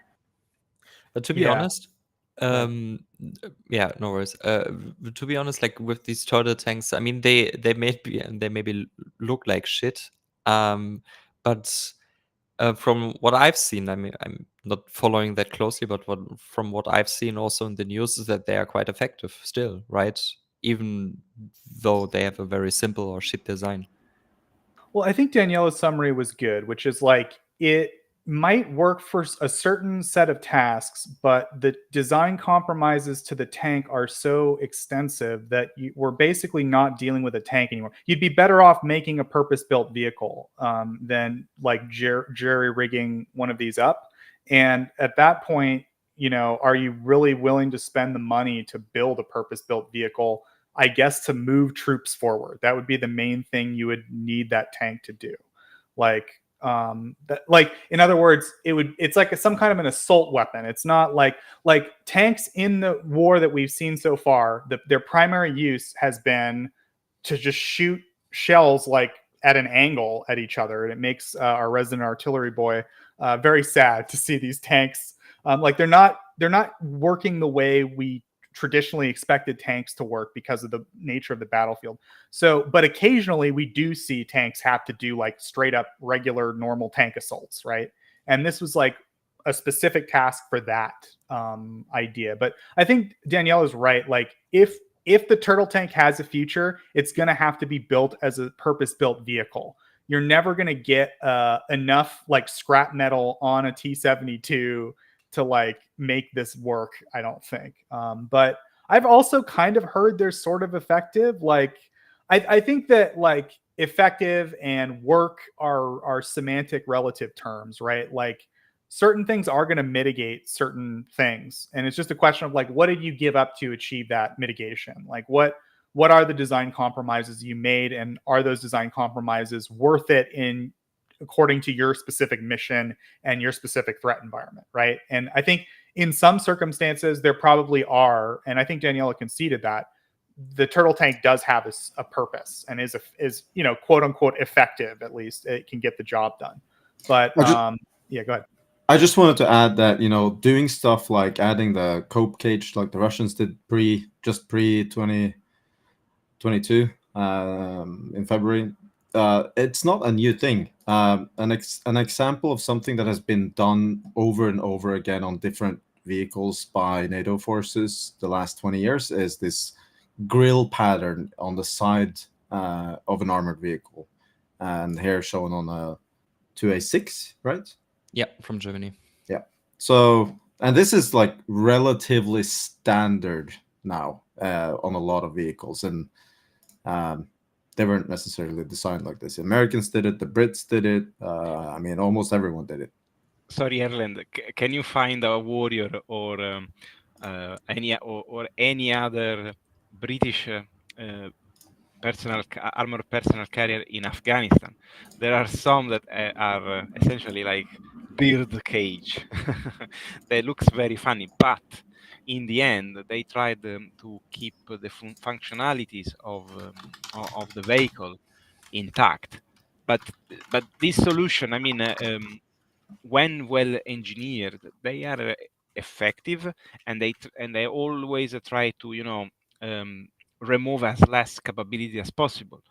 And in the case of the turtle tank, the problem is that it's good probably for few use, but then I'm not, as we've seen, they start to go down as any other vehicle. Yeah, this is even decent. I've seen some older one, like the Scimitar, I think, that was completely covered. Yeah, but I mean, this one is a good example. We should send this, by the way. The you know, the point I wanted to make is that, you know, these kind of modifications have been probably ridiculed a little bit too much, especially because we've been doing it, you know, in NATO for a very long time, and also this was a very common thing to do by the Allies during the Second World War. One of the things they often did was to weld the, you know, spare tracks in the front of Sherman tanks, and put, you know, wooden logs and sandbags all over the tanks. That was quite common, even though it was proven not to be actually helping a lot, and there were experiments done by, I think, both the Brits and the Americans. They decided mostly to let the soldiers do these modifications because they understood that the soldiers felt more protected inside the vehicle. So it might be some kind of like a psychological benefactor that is more significant than the actual protection that it gives. Yeah, I just would like to underline that the modification of the cage is effective, because the idea of the cage is that the RPG round explode much far from the main shell or the main armor of the vehicle, and so the plume, when it arrives, the plume of molten copper, when it arrives on the armor, has lost most of its kinetic energy, so its penetration capability are reduced very much. So so this type of modification looks funny, but is effective because it has some physics.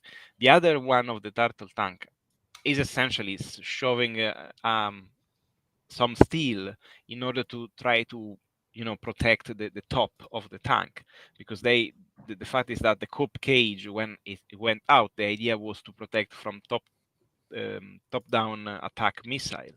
But then turtle tank is developed to counter FPV, because after what I've seen, there is no other weapon that can require such level of coverage of your top, essentially rear and top of the vehicle.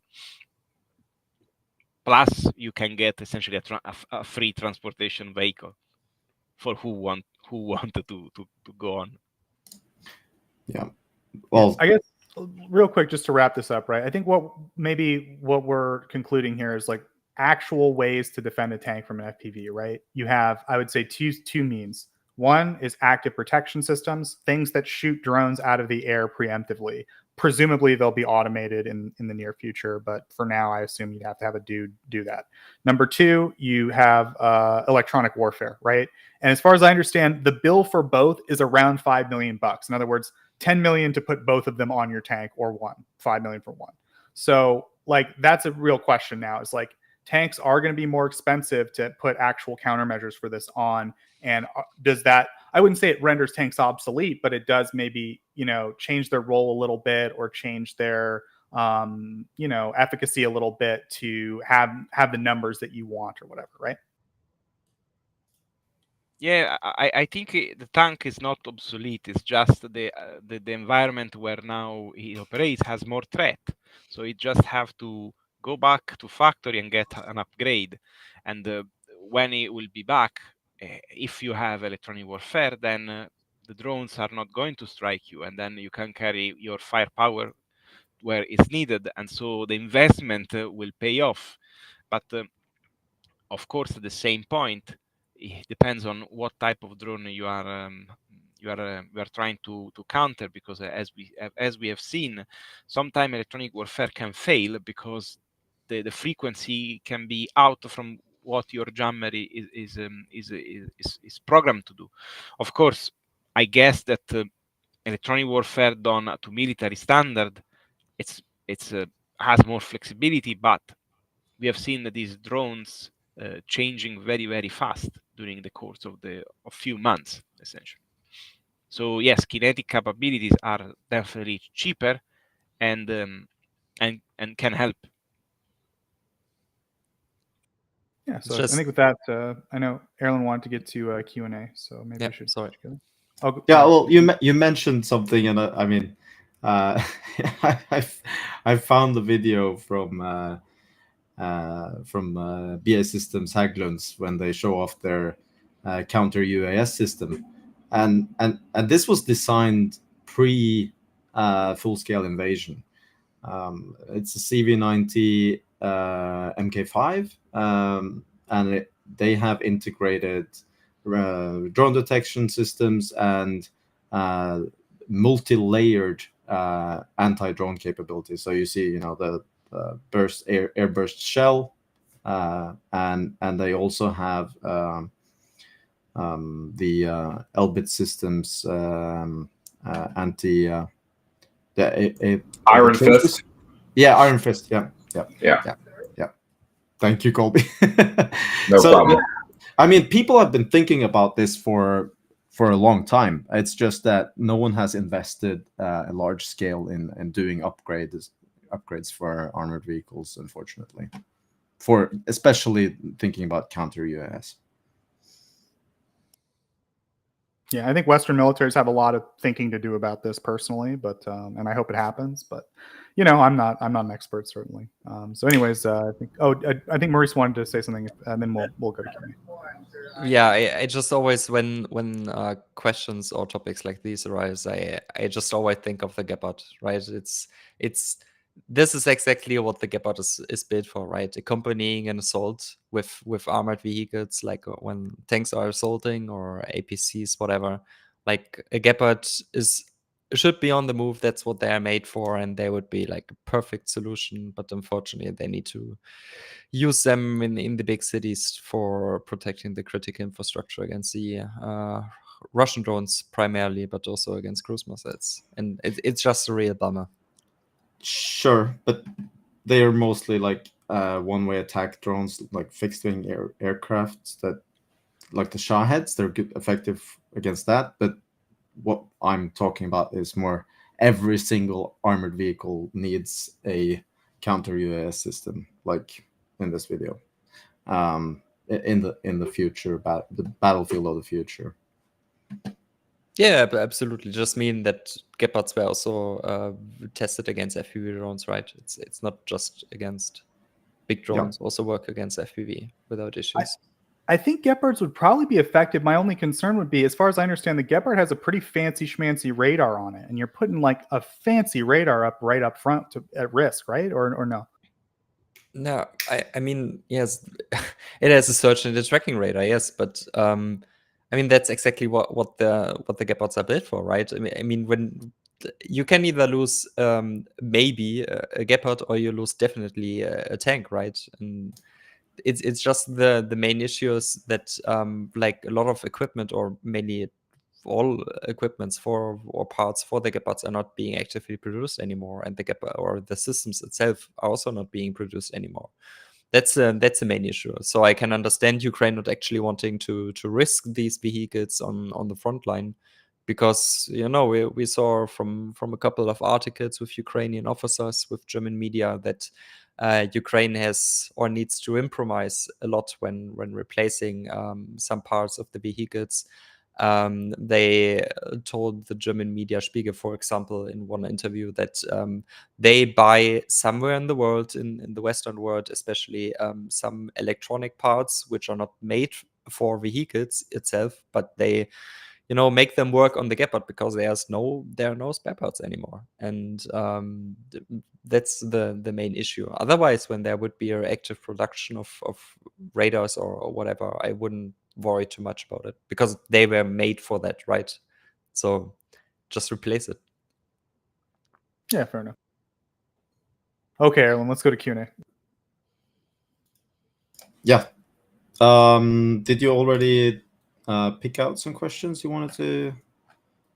There was one I saw to Daniela, which was just about like the mothership drones. Like, Daniela, have you seen any mothership drones in action? Do you think that's a useful concept? Like, do you have any like observations on mothership drones based on your viewing of too much drone footage in your life? Yes.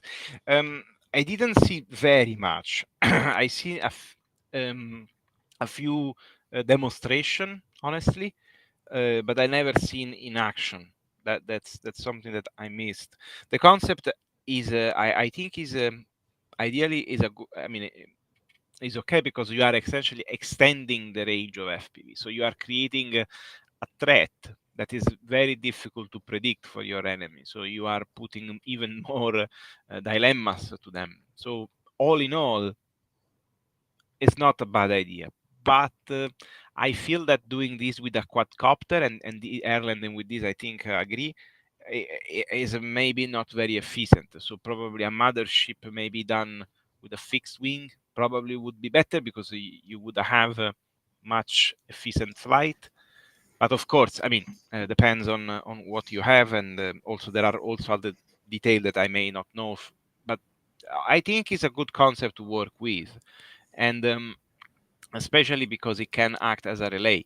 Of course, there are some drawbacks in doing this, and one of these is the fact that when you actually relay a signal, you expose the operator to being tracked anyway.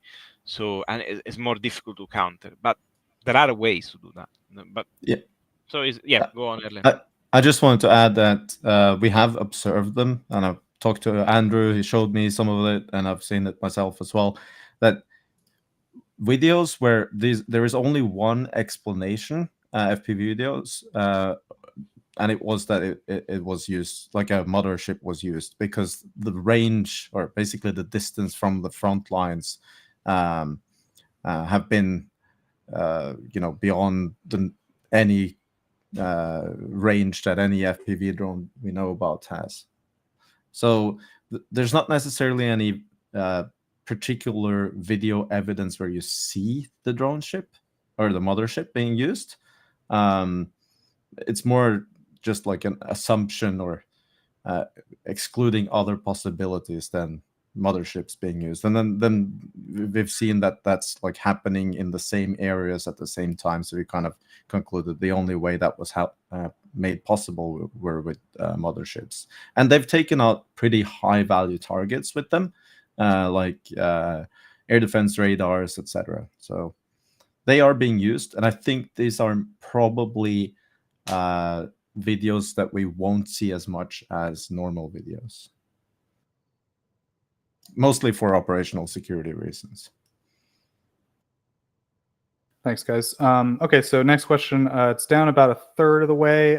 Kevin Scholl asked, so yesterday President Macron in a speech said that Ukraine should have like batteries and long-range missiles to neutralize Ukrainian reserves on Ukrainian soil and act as the starting point of attacks. Do you think this is permission to strike Russia? So does France, is France opposed to strikes within Russia? As far as I understand, France, and anyone in chat can correct me if I'm mistaken, but I've never heard them take a formal position on this. Now, I'm dumb, but occasionally I hear things, and I'm going to try to be careful in what I say right now to not repeat something I'm not supposed to. But here's my broad understanding, okay? The French, as far as I know, are pretty agnostic about what Ukraine hits. In other words, they hand Ukraine the missiles and say, have fun, guys. Like, here you go. And as a result, that's a good thing in one way, because it means they basically trust Ukraine. They just hand them the missiles and let them do what they want. But it's bad in another way in that France just assumes that as a result, they have certain... They're worried about Russia getting certain capabilities that France has to have a good look at it, right? If they look in one of these missiles and go, oh, that's how you do that, right? So that means they're reluctant to give Ukraine certain things because they just hand them stuff and they don't take any specific interest in what they're targeting. Whereas a country like the UK, they give something really sophisticated. They help directly Ukraine use it. But that means that there are more strings attached with how it's used. So hopefully that makes sense. Like, France is based in a certain way to just give Ukraine the missiles and say, have at it. But in certain other ways, they've hampered Ukraine because they're unwilling to give Ukraine certain capabilities that they're nervous about. Giving someone just willy-nilly, right? Or not willy-nilly, but giving someone without any supervision. So yeah, it's like a two-way street. It's like, different countries have different approaches to this question of how much they micromanage Ukraine. And I think it directly impacts like what they're willing to give Ukraine in certain ways. So I don't know if anyone else has any observations about the French stuff. Maybe Colby, do you have any thoughts on that? So last year of the Storm Shadow and Scalp-PG deliveries, France did say that these are not for striking Russia, and the UK said the same as well, I believe, at the outset. But we've heard much more recently that both France and the UK as well are much more comfortable with the idea of Ukraine striking Russia. We've heard this from Lord Cameron. We've heard this. Macron has made comments along these sorts of lines on a number of occasions. Numerous other French politicians have been saying the same thing. And I can say that the French definitely do not particularly care how Ukraine uses these weapons. That's just like a general rule of French foreign policy. They sell arms to pretty much anybody who wants them and have never had too many qualms about how those weapons end up being used. And that's caused friction with the United States in the past, given that France had sold weapons to Iraq that ended up being used to shoot at Americans. So the French definitely do not care. That said, the United States obviously does care. And the United States' policy, the Biden administration's policy, has always been that Ukraine should not use any of these weapons on Ukrainian soil. And that's been pretty obvious for the past year, again, because we haven't seen any Storm Shadow or Scalp-PG strikes on Russian territory, even though the French, the British, aren't too perturbed by that idea, but it's not happening. And just last Thursday, the Pentagon finally basically admitted that, yeah, I mean, we don't want to see any weapons, American or not, any of these donated weapons used against the territory, the internationally recognized territory of the Russian Federation. So obviously Crimea is excluded in that because we all agree that Crimea is Ukraine. But as far as Russia's internationally recognized territory, nothing that's being donated to Ukraine should be used against that territory by Ukraine. And that applies to everything, right? Even though the French and the British don't really care, the United States is using its leverage here to prevent that from happening. And that has been abundantly clear both by what is actually happening on the ground, what statements are being made by all the parties involved. We have Ukrainian officials openly saying that we are not allowed to do this. We are prohibited by the Biden administration. And the Biden administration, they mince their words to avoid, having accountability for their policy, but that's what the policy is. And I don't understand why there's still a lot of people who seem very confused by this.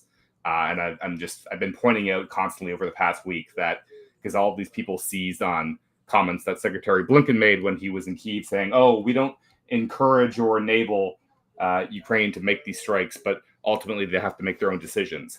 That's not a change in U.S. policy. Tons of people were thinking that was some sort of green light. Blinken has said this a million times over the past year. It's the same canned talking point. It's irrelevant, doesn't change anything. Ukraine is still prohibited from striking Russia with any of these weapons on Russian soil.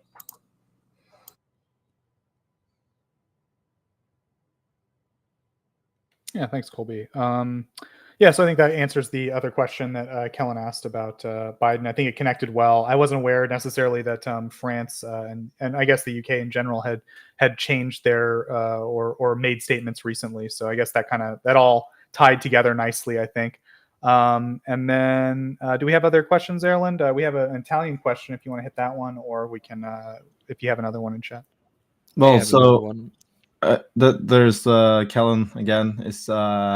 And I think it's an interesting question. Is Ukraine using AI for drone swarm attacks, combining mothership with smaller drones? There's no evidence that they've done so. There are several drone groups that are experimenting with so-called AI drones, or drones that are enabled to basically recognize targets and lock on.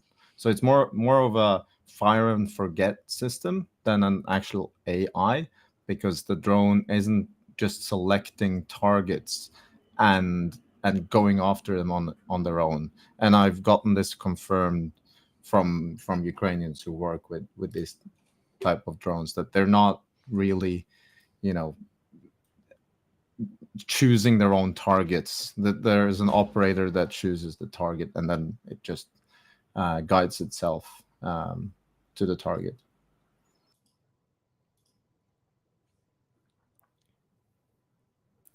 Yeah, good to know. Let's see. Do we have other? Yeah, I don't know, Erlend, if you want to translate the question. So, this question is for Daniele. It's from Fabrizio. It says, the only Italian who follows you. I have heard you also at Mirko's channel Parabellum, and when will you come back? So that's directly to Daniele. I replied in the chat, but anyway, yeah, as soon as he invites me again. But we keep talking in private, but I didn't have chance to go back to him at the moment. If he invites me or we find some time, I will definitely go. Yeah, I guess Fabrizio, you have to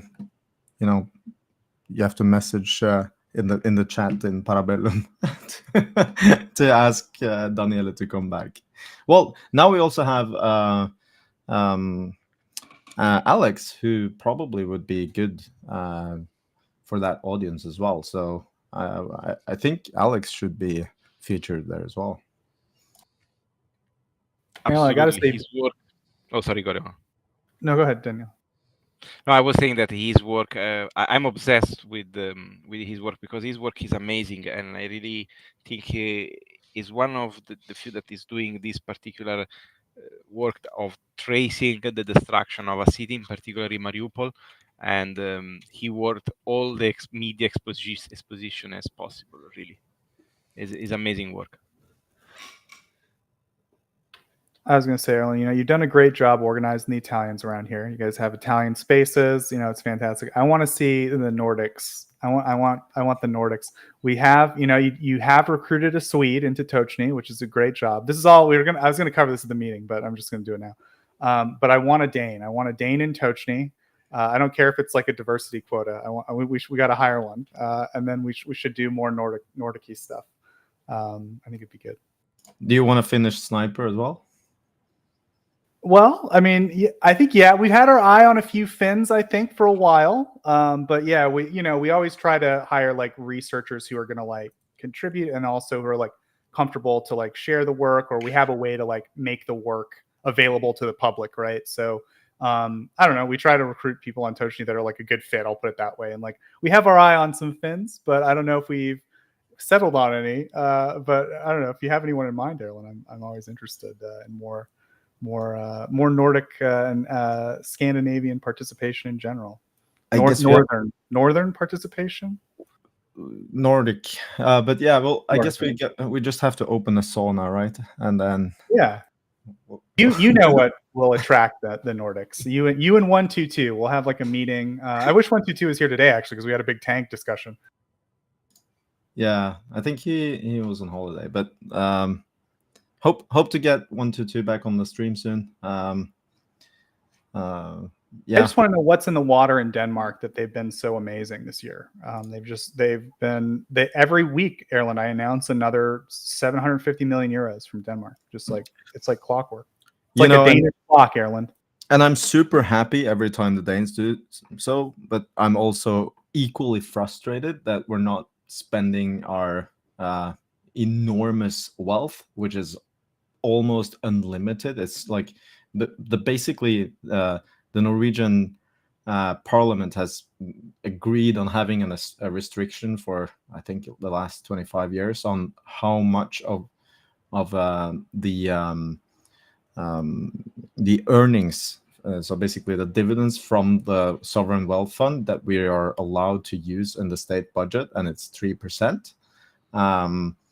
To avoid inflation. But if we're just putting that money in, an investment fund for Ukraine, for them to buy weapons for, that wouldn't necessarily affect inflation in Norway at all.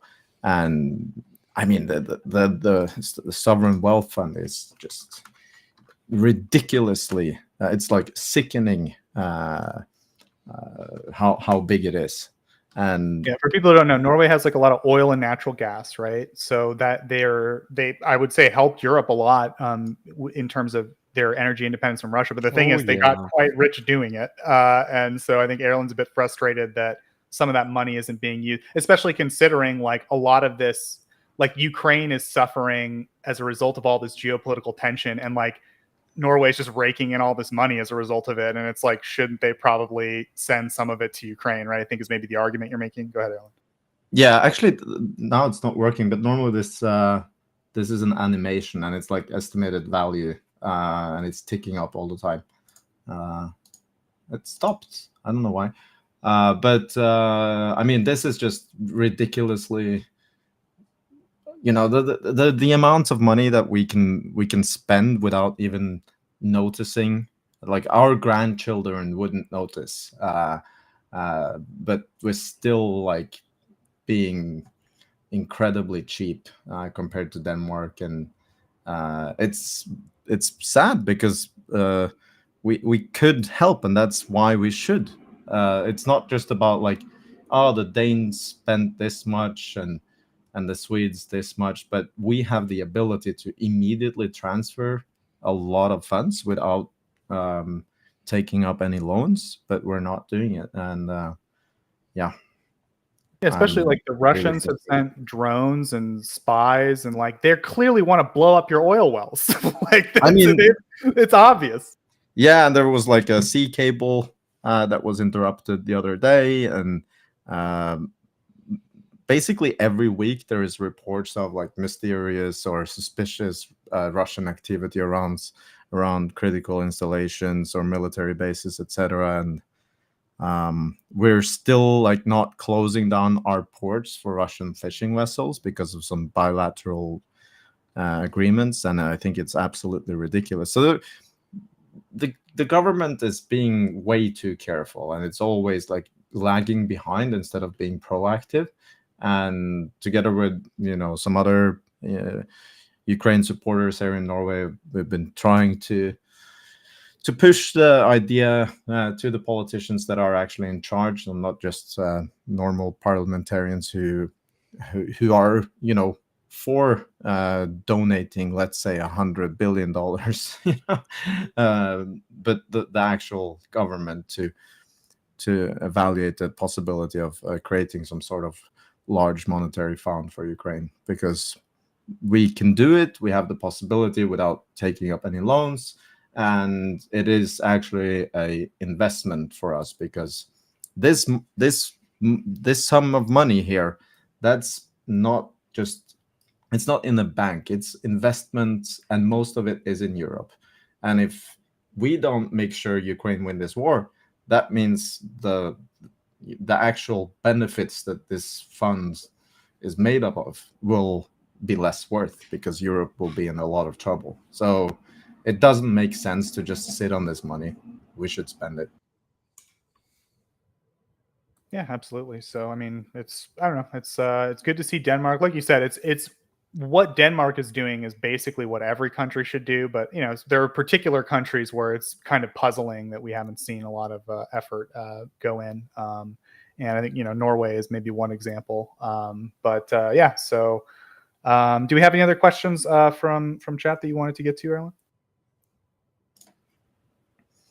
I think we went through all of them. No, I have one actually. Oh yeah, go ahead. Yeah, there is one from just my profile name. Is there any tax deductible charity in Germany which primarily supports Ukrainian rehabilitation programs, including prosthetics? Blah, blah, blah, blah. Not that I would know of. The closest charity which supports Ukraine in general would be Bamberg UA. They are doing amazing work regarding medical supplies to Ukraine, both in the civilian and the military sector. They are delivering on a regular basis medical material, like combat medic bags, like fully equipped ones. They purchased a lot of ambulances for Ukraine. They purchased even whole buses and modified them for medical work, like a medical clinic on wheels, basically. If you want to check it out, profile name, just I posted the link to their website in the chat. You can just check them out. That's the charity I personally know of is very, very good. They're doing an awesome work, and they are closest to doing something in the medical sector.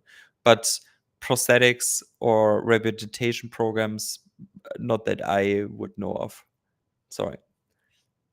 I would say maybe. I mean, this is me totally speculating here, but at least I've got Maurice here to tell me if I'm totally wrong. But it seems like in Germany, there's a lot of action done by the local governments to help Ukraine, right? Like, it seems like every week you're reading about like, oh, this local government donated ambulances to Ukraine, or like helped Ukrainian refugees do this.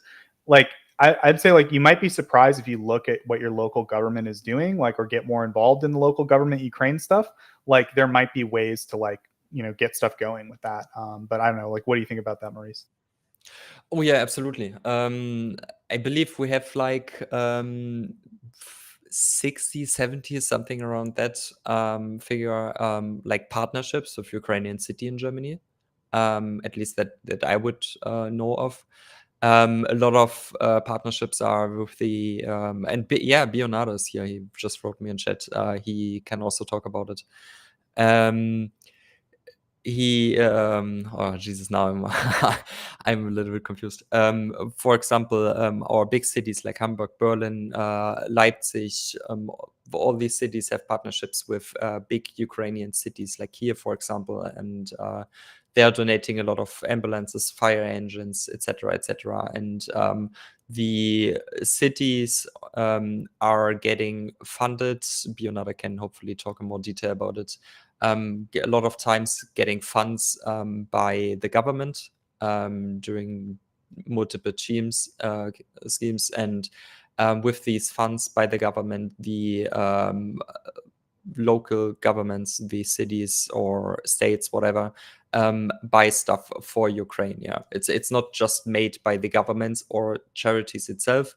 It's the local cities or federal states in Germany that also donate to various Ukrainian cities because they have partnerships. Yeah, so like I don't know, I would say like maybe look into what your local governments are doing or in Germany, and like you might be surprised like what you can donate to or get done or help with, you know, if you want to get more involved. But yeah, just my thought. Okay, so we got Bionada here. Bionada, of course, is in Ukraine right now. He's showing us what Jonathan has identified as the Lviv Opera House, which Exactly. appears to be a beautiful building. Go ahead, Bionada. Yeah, it's exactly. It's I'm Lviv, the Opera Passage. Yeah, still many people out there. Curfew starting in 30 minutes. But my God, look at this gorgeous building. Yeah, amazing architecture here in Lviv. It's quite amazing. Maurice, you are right. We have the corporations on a local level from the city partnerships. I think it's way over 200 now. And then we have the partnerships from not cities, but like local areas, and then from the states, state partnerships. It's a new program, new model. It's getting support by the European Union much, and most of the funding they are getting from the government or from the states itself, or from international programs like the European Union, where they get funding to work together with their local governments. Yeah. So it's not the cities putting out their own budget. It's often a support budget to be able to have these kind of partnerships. Also, often inventory, which isn't used anymore, is getting donated, right? Like tables for schools, for example, right? Chairs for schools, special hospital beds, which are not used anymore. It's quite nice.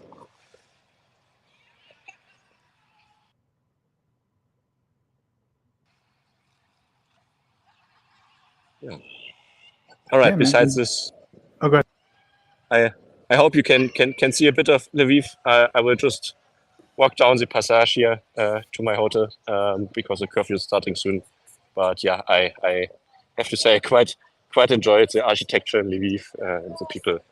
It's quite nice, and yeah, quite enjoyable. If you ever have the chance to visit Lviv, even now it's pretty safe in Lviv.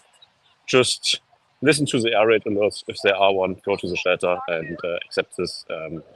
You're more than welcome to visit Ukraine.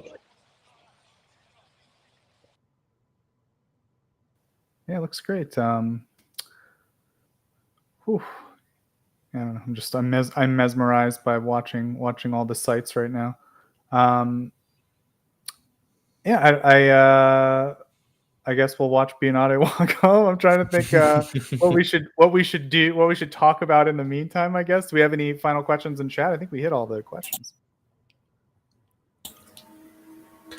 Yeah, no questions from my side. But if we want to have some spare time, or we need to get some time over so we can watch Bionada a little bit more, I can go, if everybody wants to, in a little bit more detail into the question regarding the medical rehabilitation question from the charities. Yeah. It just reminded just my profile name. Oh, that's such a weird name to say out loud. I reported, I believe, last week or 2 weeks ago that the German Ministry for Development funded. Let me check my profile for a second. They funded a rehabilitation center where a lot of prosthetics get newly built in Ukraine with, I believe it was 1.8 million euros. Oh, here it is. 1.8 million euros for a new rehabilitation center where prosthetics are getting built, and also where a lot of cyclists and doctors are taking place to help out wounded Ukrainian soldiers and civilians. I will quickly send Erlend an image so he can show it if that's possible. Let's go. So that's the center from outside.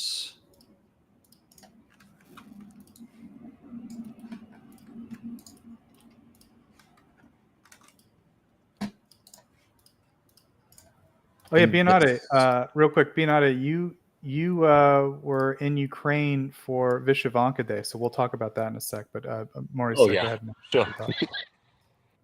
Yeah, it's just that I wanted to show. So that's the Unbroken Rehabilitation Center, which Germany co-funded with 1.8 million euros in Ukraine. And I also sent Erlend another image of one of the workshops where they are building the prosthetics. And if I recall correctly, with this new center, which got, like I said, co-financed by Germany, Ukraine is able to triple the amount of prosthetics being built per year. So just to add this to your question, because it was related to prosthetics. It's not like financed by an organization or something like a charity, but by the government. So it's pretty much related. Might be interesting for you. Yeah, and we definitely hear a lot about too, like in private capacities, we see a lot of people in the healthcare field who work to just help get resources and just get individuals to Germany to get medical treatment. And I assume prosthetic limbs are part of that. So, even not at the organizational level, but just an individual level, there are people doing stuff. So lots of stuff. So Bionade, it just occurred to me, and I blurted out, as I said, you were in Ukraine for Vyshyvanka Day. Of course, Vyshyvanka being the traditional garb of Ukraine. If you guys have seen it, it's kind of a flower pattern cotton cloth, embroidered cloth. Looks really cool. And so I was just curious, like, do you see a bunch of Vyshyvanka? Like, what was that like?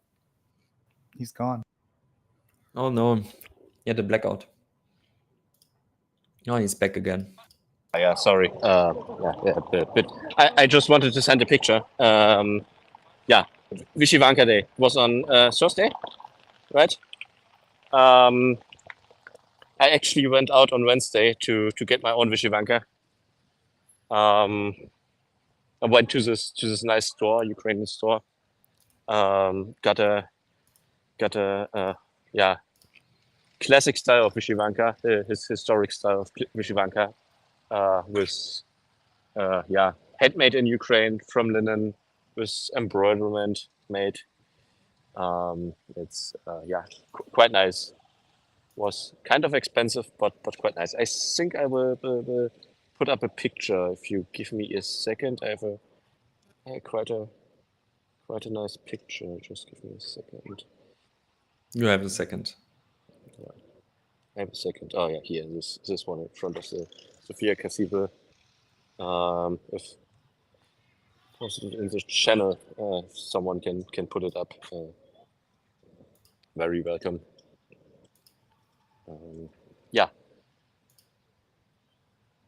I have to say. So you got a Vyshyvanka, if you want to add anything to that, and then of course I want to know, like, on the day, like, what was it like? Go ahead. Yeah, I was like, okay, so you go out on Vyshyvanka Day, you wear your Vyshyvanka, and I got out of my hotel in the morning, get to the restaurant next to my hotel to get some breakfast, and just stepping out of the hotel, there was a young woman standing there in a Vyshyvanka. She saw me in my Vyshyvanka and was immediately smiling at me. Most of the Ukrainians realize that's the first view that I'm not Ukrainian because of blonde hair, blue eyes, light skin, right? Like I look. look quite Nordic or German, and but yeah, everyone was quite happy to see. I got told in the store from many people that Vyshyvanka Day is not only about like Ukrainians wearing this, but it's very welcome if also foreigners wear this, because at this day it's about preserving Ukrainian culture, Ukrainian historic clothing, and part of preserving is not only Ukrainians, but all around the world. Everyone can help to preserve this kind of tradition, right? So many Ukrainians wearing Vyshyvanka was quite nice to see.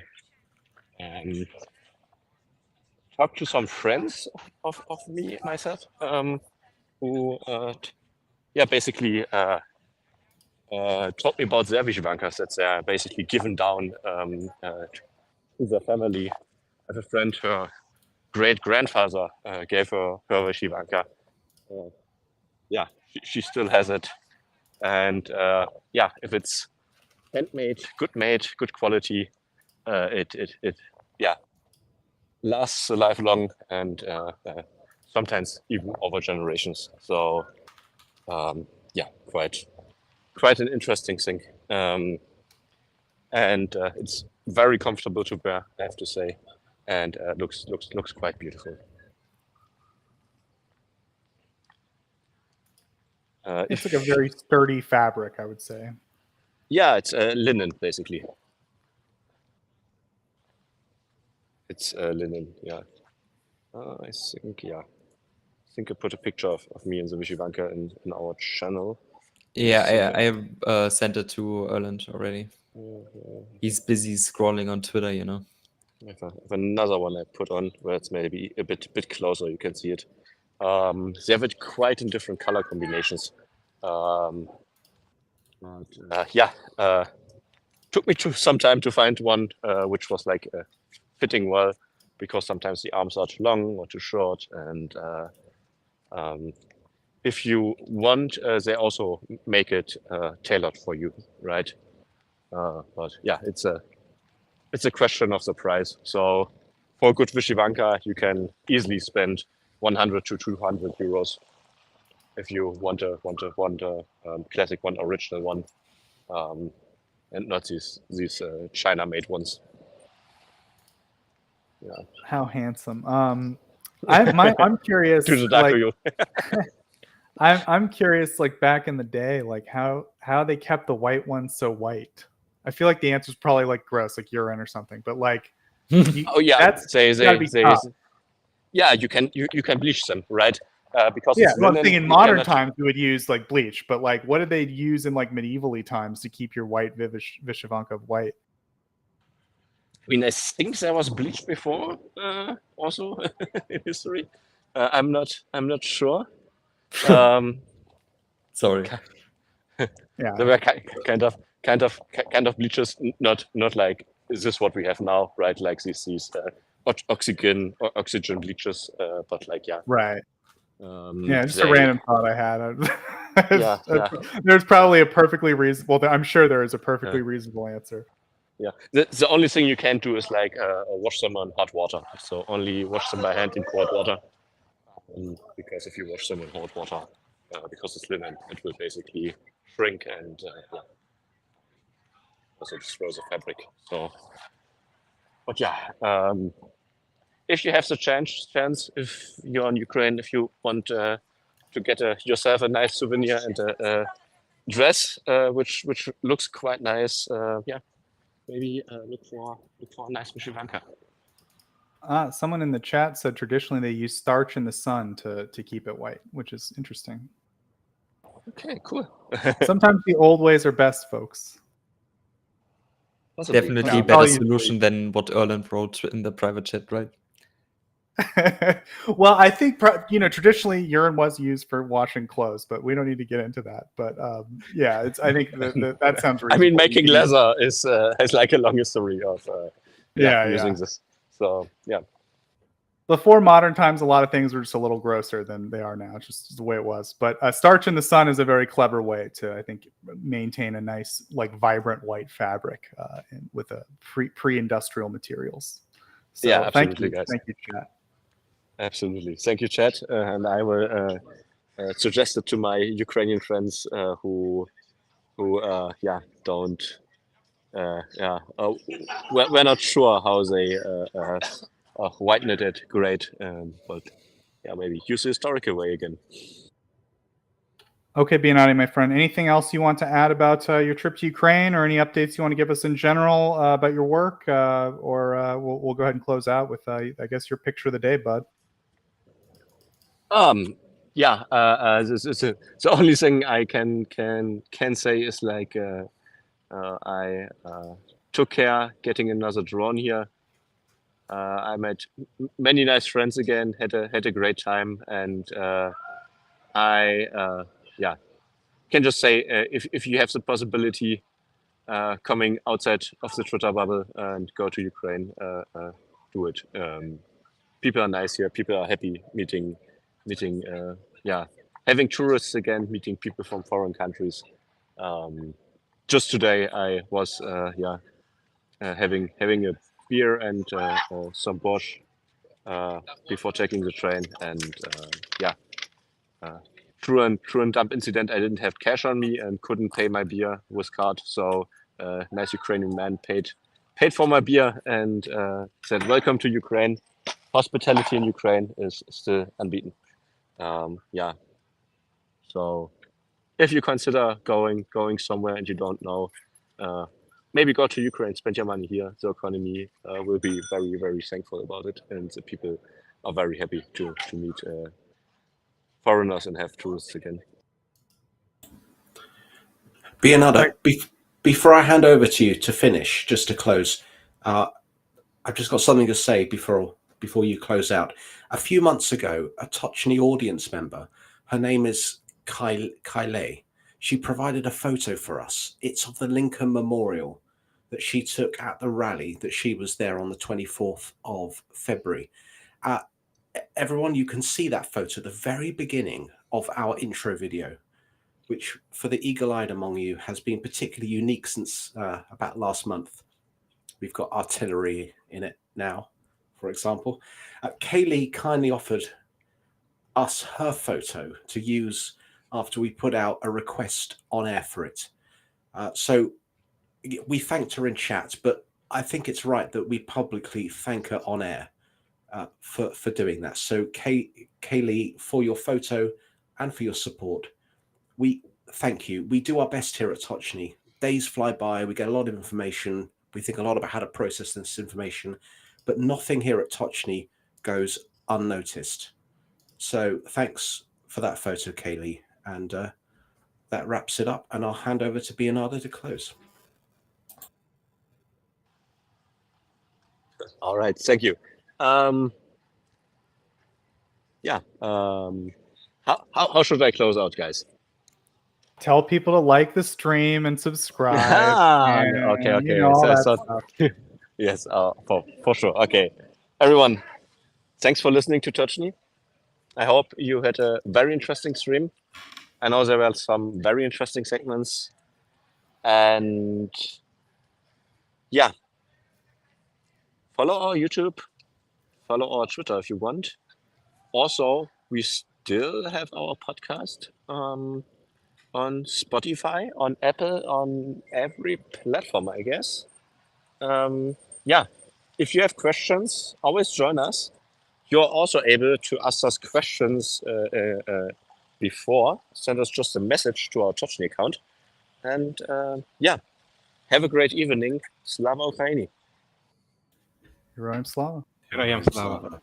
Slava Nazi. Smed Varaham.